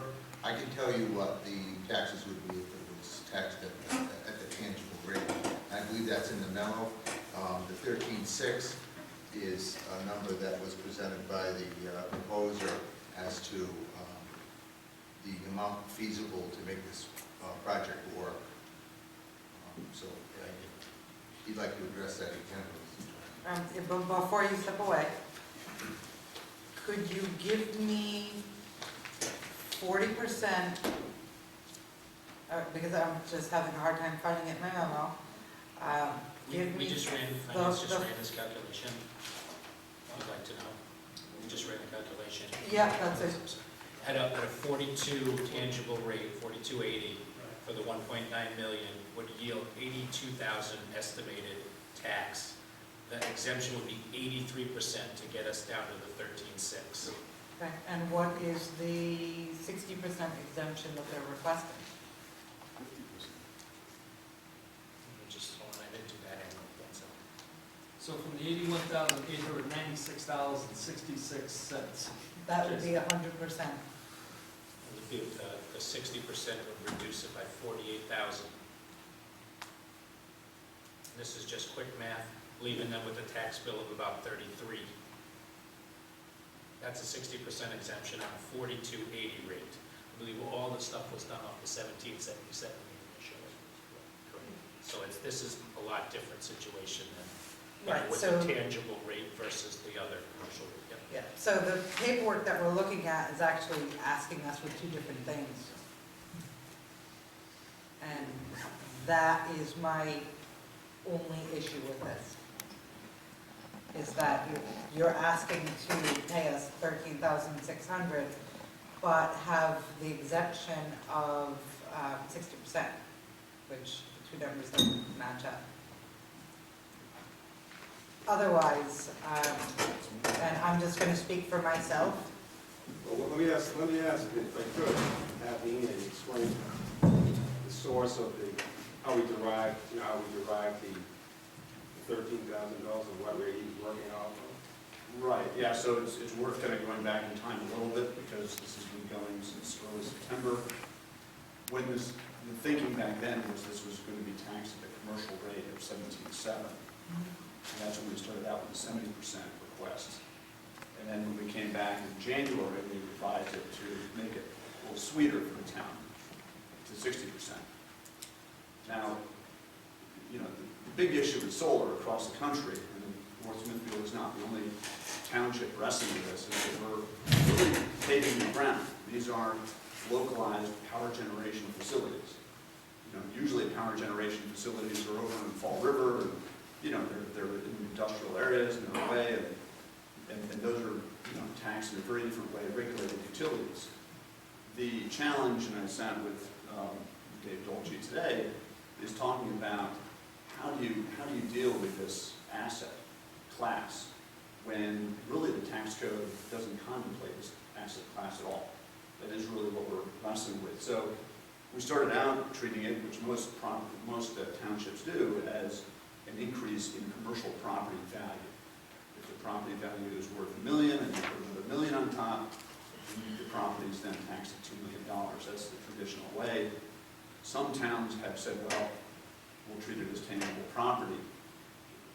You know, regardless, what we're asking is a tax rate, a payment in lieu of taxes, or a rate that is set at $13,600. How we arrive at that depends on how we want to classify it, whether it's tangible or commercial. And this town is a very, very high tangible rate. I mean, at 40, 42, 4280, it becomes a completely uneconomic project for us. I mean, the revenues in the project annually are about $120,000. So to pay $80,000 in tax is impossible. $120,000 is what you're getting from National Grid? Correct. I thought you, I'm sorry. No, go ahead. I thought you said it was $20,000 a month. Am I mistaken last time? No, I'm sorry, you are correct. It's Thinking of the 20,000, project. It's correct? about $240,000. So your revenue is going to be, for the record, your revenue based on the amount of electricity generated going back into the grid is going to be $240,000. That is correct. Yeah, I stand corrected on that. So, you know, so what we did today, I opened up our entire profit and loss statement with your tax assessor, went through it on the computer, and infinite detail to explain all the different costs and operating expenses that go into these projects, including insurance and refreshing the inverters after 10 years and all the things we have to do in order to derive the profit that the project generates. And the 13.6, or originally we had asked for 10,200, revised it to 13.6, was a number that we backed into based upon all the other costs that go into the project. And the return and the payment to the bank for the financing of the equipment that we put in the property. So, again, how we arrive and the terminology, what we're asking for is the ability to enter into a way of working with the town solicitor and your town assessor, tax assessor, to put that into a contract. A lot of towns will do pilots, payment in lieu of taxes. Some are called exemptions with a percentage assigned. We're agnostic to how it's called. Some states, like in the state I'm from, Maryland, has a 100% tax exemption, where they're trying to encourage solar and renewable, and they say, look, this is a piece that we can't nail down, and we're just going to let the properties put this in and not have a tax on the additional improvement to the land with the solar project. We want to do the project, and you've heard I'm very sincere about that. I wouldn't have been up here for 6 different trips, including the middle of blizzards and things I had to do last night to get here, if we weren't really sincere about wanting to do a project that's good for this town.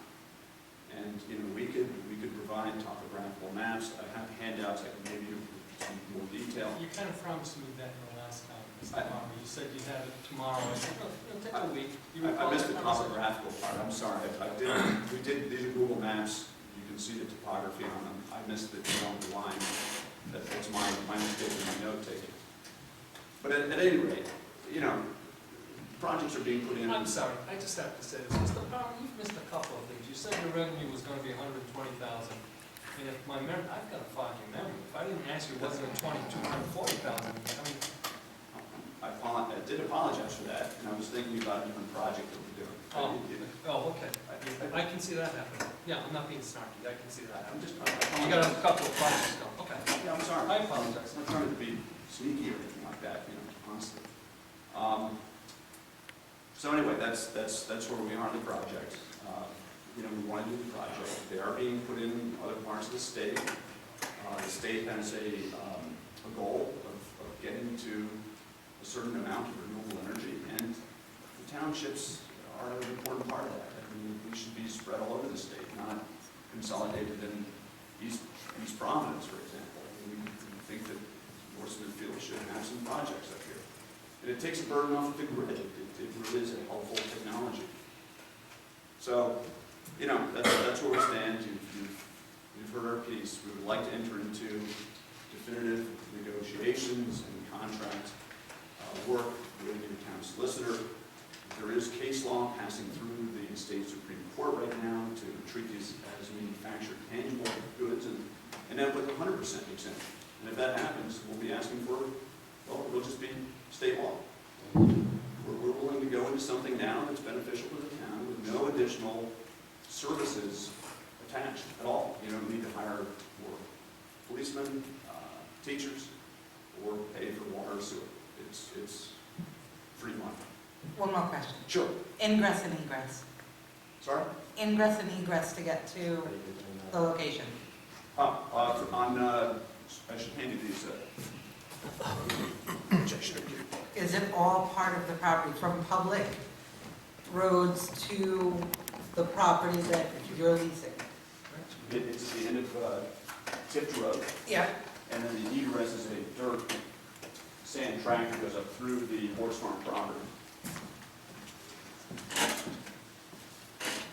And is that the mapped road, Old Tift Road? Is what?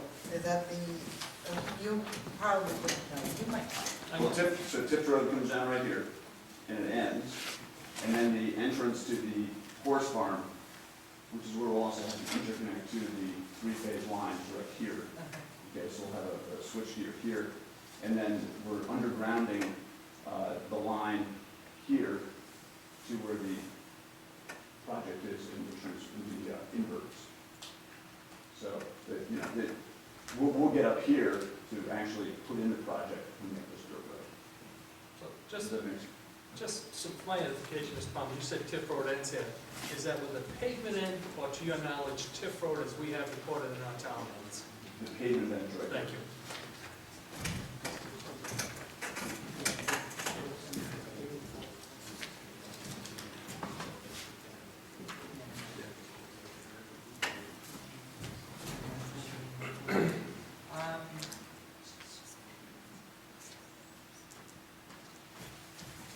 The land that you're using for ingress and egress is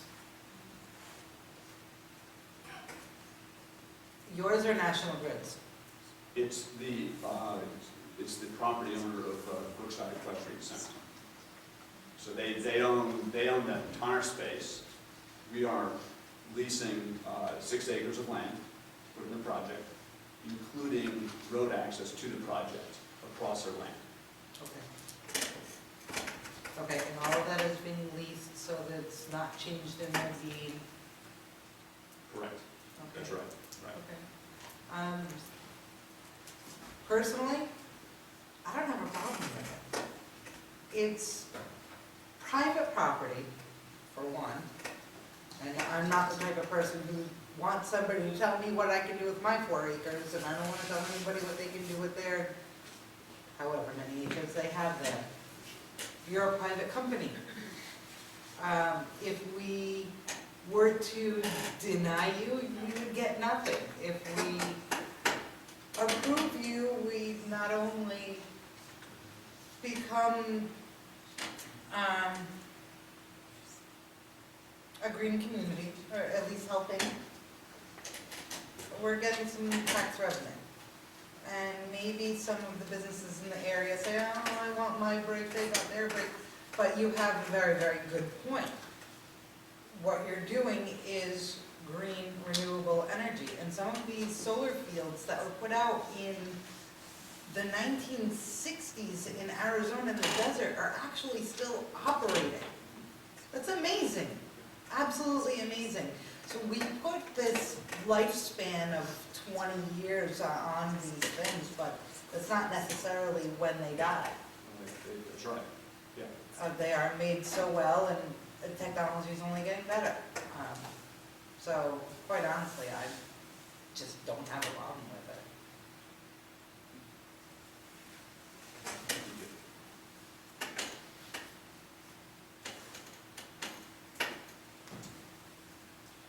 I remember was it, one of the questions, Councilor Zawinski, you had asked about the inflection, the degrees of the inflection of these panels and something like that.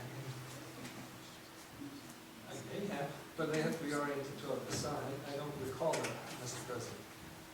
When you say, I'm trying to follow. In other words, it was something about, something, I was watching this, looking at the pictures over there, and I remember something about the inflection of degrees or something, Yeah. something to the effect that.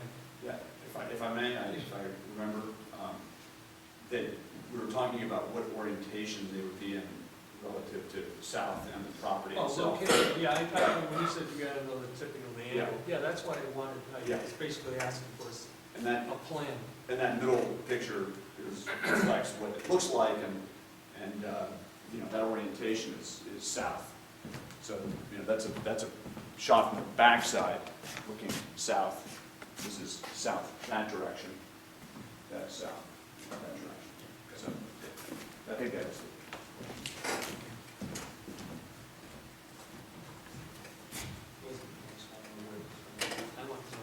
I guess, Mr. President, my question was, where was the approximate location going to be on the farm? Again, it goes back to previous council member and neighbors concerned about the visual impact of their homes. So that's what it was about.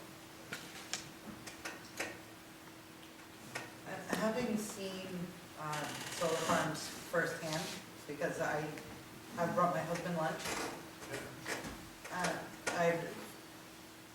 in this case, well, actually, in pretty much all cases, a chain link fence is higher than them. I don't see where it would cause a problem. This is surrounded by woods. Chances are, if you come across it, you're trespassing. You know, the only concerns I have is some teenagers trying to jump the fence because they can really get hurt if they start playing with this stuff, but you have security measures in place. Yes, we do.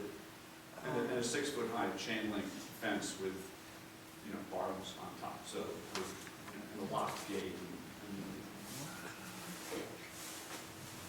Yeah, but, you know, Zelinski in his younger days, I bet he could have jumped that. I'm gonna try to make that hurt. Let's start training again. They're doing these quite a bit in Massachusetts, and they're pulling in a lot more money than what you guys are, but they're on a much bigger scale as well. Do you have any information about what tax incentives or payment in lieu of taxes were in Massachusetts? Do you have any? I do have information that usually the payment is somewhere closer to 30 grand per acre. That the lease, the lesser pays to the leasing pays to the lesser. Well, I guess we heard, is she here tonight? No. I guess with Mrs. Spinella was in. She basically said she was going to be getting $1,000 a month, and I think there was some confusion. Was it 4 acres or 7? Have you figured that out? Is it 4 or 7 acres? It's 6 acres. It's 6. It's 6 acres, yeah. 6 And acres.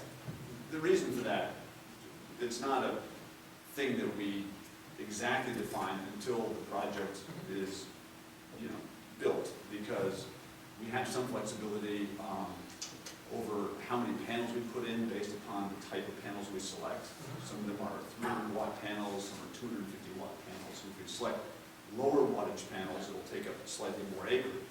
And then we'll pay the landowner a little more because we take up more acreage. So it's not that we're being deliberately vague, but it slides around a little bit until we actually go into procurement and construction. I may have asked this question, Mr. President, if I may. I may have asked this question, Ian, and so if it's $20,000 a month from generating electricity, $240 a year in revenue, what is the tax, what is the government granting you for this project? How much thousands of dollars would you be, not you personally, your corporation? Yeah, so we have talked about this, but it's worth a refresh. Please. On the taxing topic, on revenues, we pay normal tax rates at the state level and the federal level. And typically, federal and state, it is a tax-paying enterprise, and we pay about 40% of taxes between the state and the federal. Now, that's not the question you're asking, but I wanted to get that out there first. Okay. Yeah. What you're asking is, what is the incentive that we get from the U.S. government? Yes. I'm sorry, I did not do this. Yeah, I know where you're going, and to put in the project. And that's they call that the investment tax credit, ITC. It is in place until the end of 2016. So it does reduce down to 10% after the point where it is now at 30%. So 30% of the project value is offset by the federal government. Now, it's kind of a tricky business. It's not that they used to give cash, they used to give cash, they give you a tax credit. So the investor gets a credit they can use against their federal taxes. That's not making it too confusing, but it's roughly 30% of the project value. So I have the two, I have the memos from our solicitor as well as one that's been with us for a while. Was it $1.9 million for? That's correct. Is that correct? You would get 30% of the 1.9 as a tax incentive? Okay. Correct. Thank you. Mr. President, our assessor would like to just weigh in if you don't mind. Mr. Dolce? Yes, thank you. I just want to make a comment. On the memo, I'm not interested in getting into green energy, and didn't really want to get involved in the discussion, but I'm certainly here and willing to help out. And I think the solicitor's efforts and my efforts were to lay out or help lay out a strategy for the council on how to deal with these projects. I think it comes down to a couple basic things as I see it. Is the town interested in promoting and facilitating generation of green energy? And I think from what we've heard here tonight, I think the state's on board with that. I certainly think the town's on board with that. And it seems to be a lot of these projects going on. So having said that, we wanted to, when I say we, the solicitor and I wanted to provide you with some information and guidelines so that you could deal with these in a efficient manner. Because you'll probably have other projects coming forward. And to be, and for these applicants, you know, I'm sure they've done a lot of work in getting this project to where it is now. Today I met with Mr. Palmer, and he was kind enough to share with me what he goes through. You know, just to site a project like this takes legwork. I mean, there's people out there trying to site these projects and find a site that's suitable. So you have before you tonight a project that obviously is suitable for this type of project. They're not going to jump out. I mean, they're not all over the place. You got to find these, and it takes some time and effort. And the reason that one of the primary reasons I got involved was, I mean, the first solar project that came before the town council was very similar to this in size, and they're paying $4,000 a year. These applicants with a very similar project are willing to pay the town $13,600, which I didn't review the first project, so I'm not making a comment on that. I'm just stating the fact as to what was agreed upon. But after my meeting with Mr. Palmer today, I believe this is a very fair offer to the town. And like I said, you can accept it and have $13,600 a year, or you can, I guess, deny it. I'm not recommending that. And you know, nothing gets done. You know, possibly, you know, something will, but I can speak to that. So just to reiterate, you know, my effort was to, and I should have signed that memo with my name. I'm really stickler on that, so that got by me. But my effort was to help the council with a guideline, and I think we're on the way to that. But again, I'll speak for what Mr. Palmer has presented to me as I believe a fair offer if you want to accept a green energy project of this magnitude. So thank you.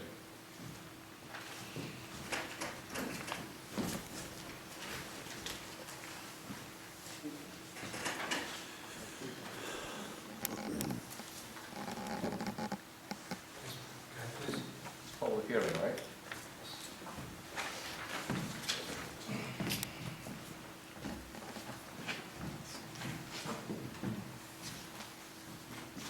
Councilors, Paul Soros, Sales and Road. I spoke to this issue last fall, probably before the election, so a couple of you haven't heard any subsidies, so I'll give it to you again. I'm in favor of alternate sources of energy, renewable energy. I have no comment on location. I don't have an issue with that. I simply believe that government, be it federal, state, or local, should not be in the business of giving subsidies to private enterprise. I think I just believe it's wrong. And I think if a business can't stand on its own, then maybe it should fail. Subsidies are simply taxpayers supporting businesses. And I think we give enough support to our government, and they waste a lot of money, and I don't think we should be supporting private businesses. I don't think it's fair to the taxpayers of this town to be subsidizing this business with a tax break. Now, I got a question about the numbers that I'm hearing bandied around here, because they're not making any sense to me. First, we're going to tax it at $17, then we're going to tax it at $43. I think the last thing I heard was going to be tangible, considered tangible at $43, or $42.80. We're rounding up to $43. $82,000 in taxes, and they want a 60% reduction. How does that get down to $13,600? Take 60% off of 82,000, you're still left with 33,000. So are they gonna pay 33,000 if you approve this and you give them the 60%, which I think is outrageous? What are they gonna be paying? Well, somebody answer the question for me. Where are we? Are they dictating to you that they're gonna give you 13,600 and you're gonna just agree to that? I mean, if you're gonna make an agreement of a subsidy of a tax break, at least base it on the 82,000 and a percentage. I don't think you should let a private company tell you, we're gonna pay you 13,600 or we're gonna walk. And the other thing is, if they're gonna generate income of $240,000 a year, they're only paying $12,000 a year for the lease, according to testimony I heard at the previous meeting. And they're gonna walk if they have to pay $33,000 in taxes. I don't believe that for a minute. I hope you don't either. But I really would like an answer as to what amount of tax they would be paying with whatever agreement you make. And I don't see how it gets down to 13,600.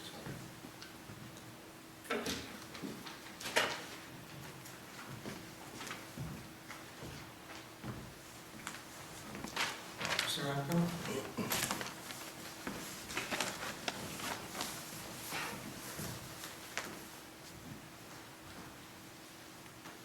Mike Rapco, 25 Old Greenville Road, speaking as a private citizen. I think the council has to figure out a plan to set a standard going forward. It doesn't make sense, as Paul Soares says, when a company comes in and dictates to you and says, this is what we're going to give you.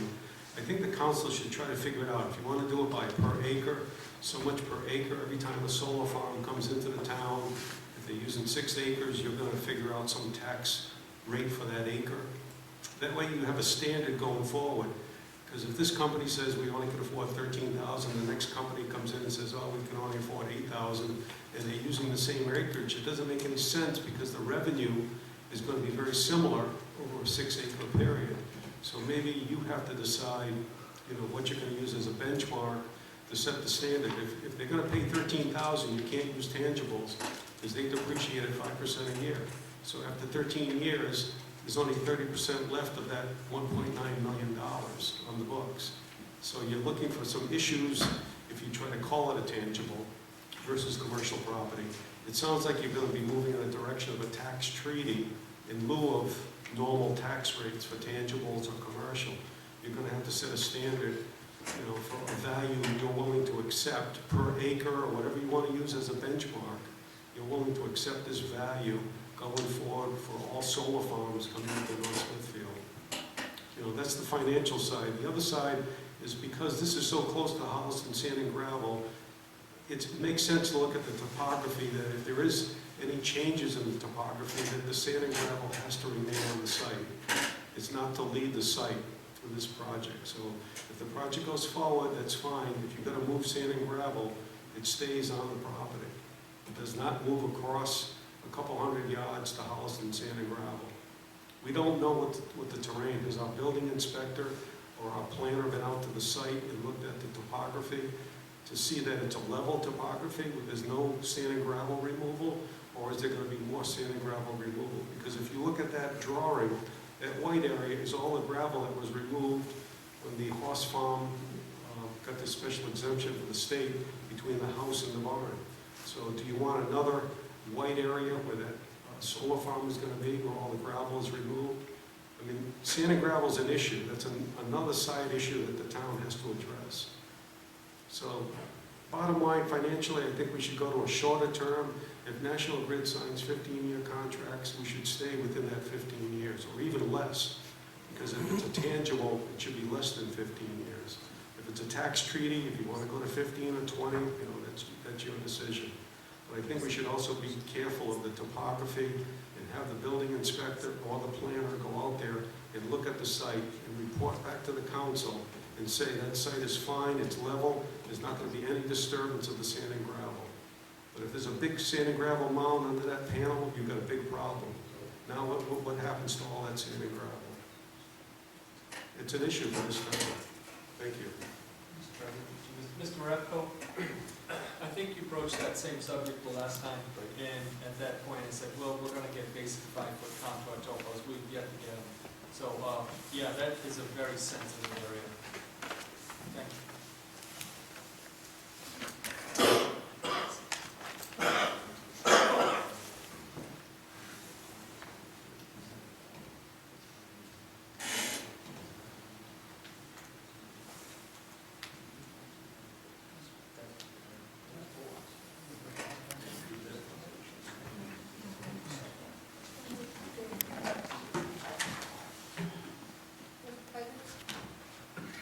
Yeah, and I'd just like to clarify a couple points.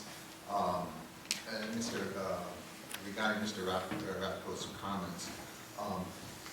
When we say we tax property as tangible personal property, tangible personal property is really a classification in its furniture, fixtures, and equipment that can be, they can be attached to buildings, they can be free of buildings, or attached to land or free of land. But the distinguishing feature with tangible is that it can be removed from the building or the land without destroying either the land or the building, okay? So that classifies as tangible personal property. In North Smithfield, we have split rates, so the tangible personal property gets taxed at a different rate than commercial property and residential property. Not all towns do that. Some towns have one rate for everything. So if the town council makes an agreement that that this applicant's gonna pay $13,600 per year in tangible tax, I can assure you that they will pay $13,600 in tax on their tangible personal property. I don't know where this depreciation comes from, this discussion of different rates, the 60/80, you're confusing the issue, okay? It's tangible personal property, and if they agree to pay X amount of dollars per year, there's no escalation clause in there, none of that, it's $13,600 a year. So their tangible bill will be $13,600 a year. Right, and Solicitor Iglesias, you wrote in something that states that the amount we get does not depreciate, it's a straight line, and we get $13,600 a year for 20 years, 30? Well, 20? originally it was going to be, there was originally a 20-year proposal, and you would use a straight line 30-year depreciation. That was the way, the reason why you went through that machination, let me just go back a step, it's because state law doesn't authorize you to enter into a tax treaty. So the simplicity of Mrs. Dolce's comments is not lost on me, but that's not the way you can vote on it. You have to, the state law authorizes you to grant an exemption. That's what you can do. So when you grant an exemption, that's why we're having a debate about the percentage. And then we're gonna have to manipulate the contract language to make it come out to 13,600, if that's what you want to do. But if you, as we've indicated, when it was originally described, it was based upon 17 change, 1,000, and that was 60%, and that would be like 83%. But we're gonna have to manipulate this in a contract to get to 13,600. So, because the law only says you can grant an exemption. It doesn't say you can grant a tax, that would make it simple. Then we would just say 13,600, 14,000, whatever the number is, but that's not what the law says. So that's why I think what you did on the last deal was you established a exemption and then used the contract to make sure that the exemption never changed. I mean, the net amount of tax never changed. And that's what they did. And Mr. Dolce wasn't privy to that contract, but that's the machination that we're going through in this scenario. So I think the council needs to understand that what you are authorized to do by state law is to grant an exemption. So the exemption would be whatever percentage equals whatever you're willing to take out of taxes. And that's what Mr. Dolce is saying. Yeah, and I'll apologize for that, but the software is capable of doing that relatively easy. I mean, it's just a mathematical calculation.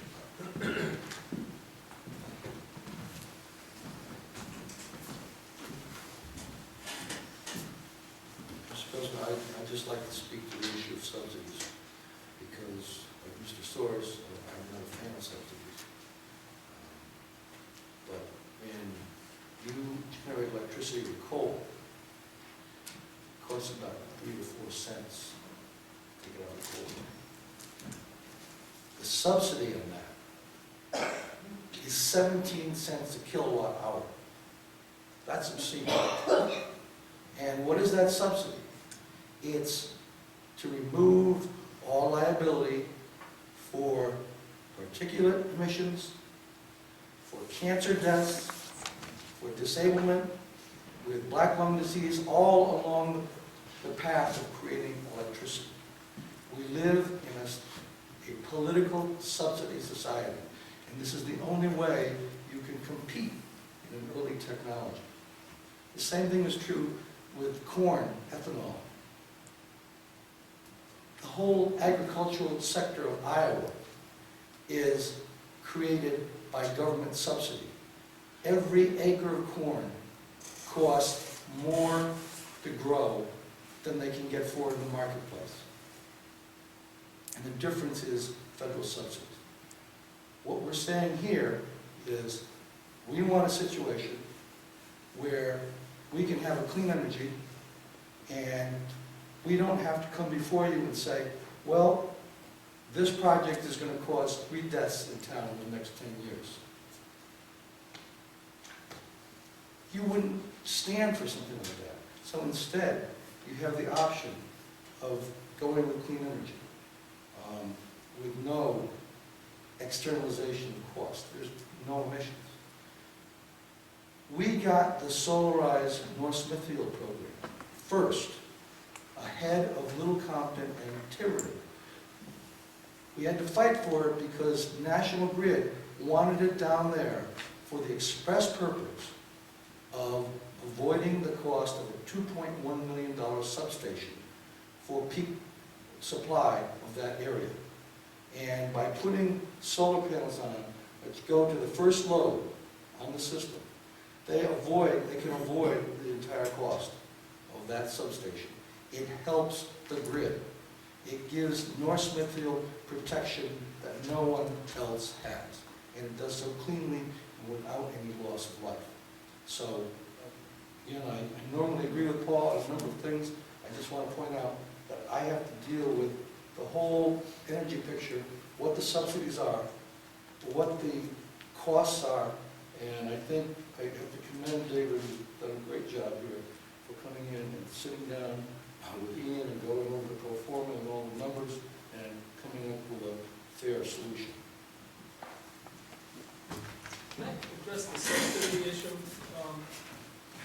What do you call it, an investment tax credit or a subsidy? They're getting 30% by the federal government on $1.9 million. Has anybody done that? What their subsidy or the tax credit's going to be? Anybody? Pretty quick math. What do we got? $574,000. That's a heck of an incentive. Now you can argue how it's going to be spread out. The coal industry is a job multiplier in this country. The farmers' agricultural industry is a job multiplier. These solar panels, we've had this discussion, are they even made in the United States? Are they coming from China? Where are they coming from? I mean, what jobs? When I hear subsidies and people start comparing coal, the oil industry, or the farming industry, I'm saying, okay, I'm an American, but I don't wake up hungry. Okay, I flip the switch, I've got electricity. This is part of your presentation. I'm getting that. That's good. I'm on board with the green bar. But I don't want to hear it argued that there's no subsidies here. There's a tremendous amount of incentive, tax incentive for this proposal. Would you agree, Mr. Palmer? I would. Okay, thank you. So when I hear these things, it's kind of like, and there's $240,000 worth of revenue. My concern, Mr. Palmer, is that you originally with $10,000, you come back with $13,600. The council president, I can't speak for him. I just don't think that the offer on the table for the town of North Smithfield to be in proximity to the grid's high-tension wires, it's a very attractive site for you. Would you not agree that that's a good place? Anywhere along that? High-tension wires don't matter. No? No, not related. So we're not going into the transmission line. The electricity stays. It doesn't even make it to the substation. Okay, so you're saying it's gonna go right up Tiff Road? Yeah. Okay. It gets used, and the reason why I can confirm that that's the case is we're not upgrading the substation. If we were upgrading a substation, then that would be the indicator that we're in fact generating more electricity that could be used within that region of that substation. It's not going past that area. So in essence, can you sharpen your pencil to come up with more of a tax stabilization plan? Call it what you will. I just don't think that $13,600 a year is, your operation is going to be, according to your numbers, looks like it's going to be successful. And yes, we may not get $13,600, but honestly, I haven't looked at your business plan, but I think that your company is capable of paying this town more taxes. That's just my opinion. Currently, the internal rate of return with 13.6, and I went through this with David today in great detail, is 7.2% as an IRR over 15 years at 13.6. Okay. And that, I mean, I'll come to your office, I'll go through the same model with you, I'll show you the inside of the P&L at any depth that you would like. And the discussion I had last time is that we need to attract people who want to invest in these projects and put the capital investment into it. And at 7.2% IRR, we're barely gaining interest in the marketplace to make that work. So if we increase the tax amount, you know, it's going to go down to below 7%. The market rate, anybody in the business would say the market rate for IRR is between 8 and 9%. The reason why this one's a bit stressed is that usually the power purchase agreement that you have with your host customer or the utility is 20 or 25 years. And I gave a copy of the contract to David. He has a contract. It's 15 years. It's highly unusual. That means that the payback for the investment has to be in 15 years. Now, to your point, the panels will last longer, and they're designed to last longer. But unless we have a paying guaranteed customer, you know, with the surety that they'll be there after 15 years, we actually can't gain investors past the period that we have a contract with National Grid. So that's the economics of the matter. Is it 15 and 5 for a total of 20? You have the option for another 5 years? No, it's a firm 15. Firm 15. Right, and then we have a pending offer with Holliston to take the electricity after 15 years. But that's a pending offer. That's something that is in the future, and our investors aren't going to invest money based upon that return. It has to be upon what's already guaranteed in the contract, 15 years. So, I mean, we can charge them. The problem is it becomes a less viable investment for investors. And we're trying to attract people who want to put the project in. And in terms of the ITC that you mentioned, yes, it is a federal subsidy to encourage investment and bring solar into the country. But the federal government actually gets a very good return on that because we pay about 25% federal taxes per year on the revenue of the project, which over the period of the project is more than the ITC, more than the $600,000 that we get in the federal subsidy. So actually, the federal government is seeding investment money to get more money back on these projects. It's a win for the federal government. It's not like just lost incentives.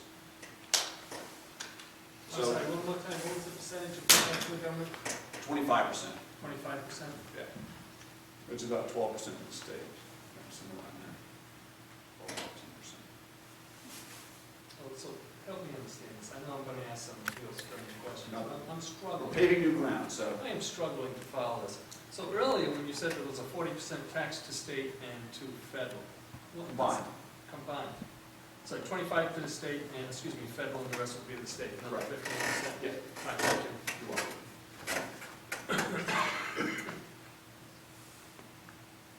And I think, in the matter of we're paving new ground, I'll give as much time as, the solicitor and the assessor would like to help the town come up with the standard platform. What we're doing is helping demonstrate what the area of the right number is, and we could talk about down the road if you wanted to write an ordinance that talks about dollars per acre, or dollars per megawatt might be a good way to categorize this. Which in some cases they do that. They said about 10 1,000 per year per megawatt is oftentimes kicked around in different states. We would like to enter into this contract and get this figured out. And beyond that, we're happy to help articulate what the policy, because we're not going to be the last people up here in front of you. And you don't want to take, combined, we probably have done about 15 or 20 hours this time. You know, and I don't think you want to do that every time, and at some point negotiate, it gets tiring. So, you know, we'd like to enter into a contract, we'd like to help articulate what the plan going forward would be, and I think that's a win for everybody. If we walk away, you're going to be up at ground zero in 6 months. Somebody else will be up here, you're going to be just going through the same machinations all over again. If I remember correctly, you're either the second or the third company that's come looking to put solar down. Help me again, that $10,000, was it 10,000 based on what? What is it? The national average for pilots, is about 10,000 per megawatt. So a lot of towns have to enter. Some towns or states don't have real estate tax at all. Some states do, and they enter into pilot programs, and the average is about 10,000 per megawatt. This is a 1.2 megawatt project. So again, that's we backed in through that number as well, thinking this is consistent national average-wise. You know, we're in the ballpark. We're in the right ballpark for solar projects. If I could just add to that point for a second, just to show the relevance locally, he mentioned the East Providence project, which is about a 4.3 megawatt project, and there was a pilot agreement that was worked out in the city of East Providence for about $40,000 a year, payment of minimum taxes. Location, where was it? This is somewhat of an aquifer area, and it's also very close to a Superfund site. We've got a lot of issues over there. I think the President mentioned earlier in your previous visit here that we also have access to property, some are landlocked. Where was one of these properties, just curious? It was on a former municipal landfill. Oh. But my point is that they were wrestling with the same questions that you were wrestling with right here. How do we value this project from the point of tax to try to reach an agreement to allow a project to go forward? They came down, as Mr. Palmer just pointed out, about where the national average is for $10,000 per megawatt of the size of the project. It's a very easy calculation to me. So.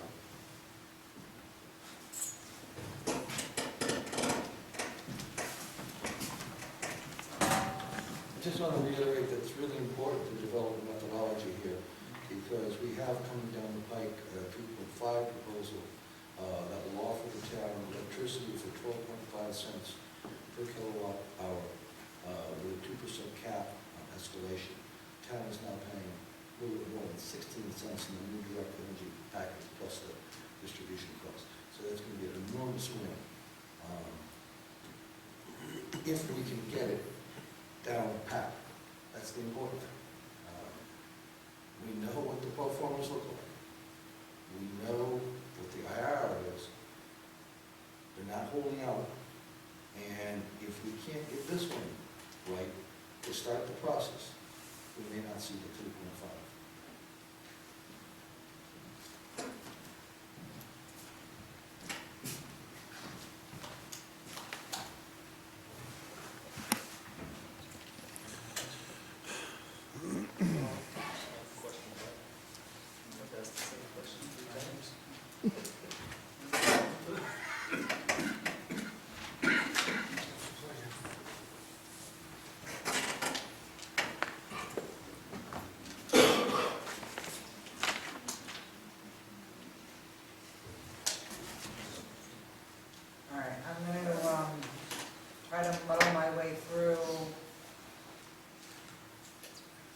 Motion here, but I'm going to need your help because of the wording of how you have to do what you have to do. So, Are you looking at the draft motion that I presented to you? No. Okay, so if you're gonna go for a different, because I think you're right, I think you should focus in on whether or not you agree with the amount being offered, and then back into allowing the administrator, tax assessor, and myself to get the contract to do what you wanted to do. That's what I would suggest, but. Right, that's what I'm trying to do. I got you. All right. So can I just say so moved? No, I just wanted you to stay away from my, we've come a long way in the last meeting from my proposed motion. I didn't want you to start going with this motion, Councilman, I just didn't want, I thought that's what you were gonna try to do, and I think we've kind of come in a different direction now, right? Right.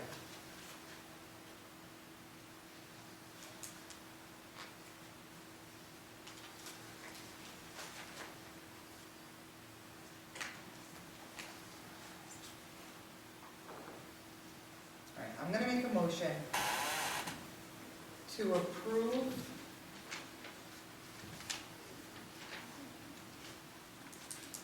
the tax exemption for Brookside Equestrian Center Solar Project,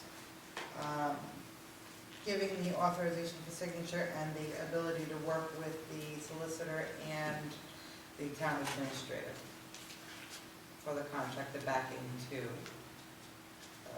$13,600 per year for the duration of 20 years.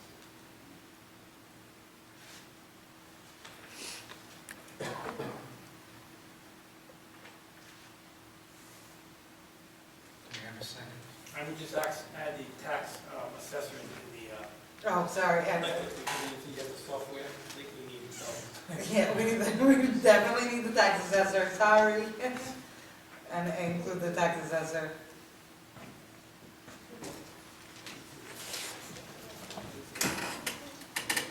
All right, that's the motion. Have a second?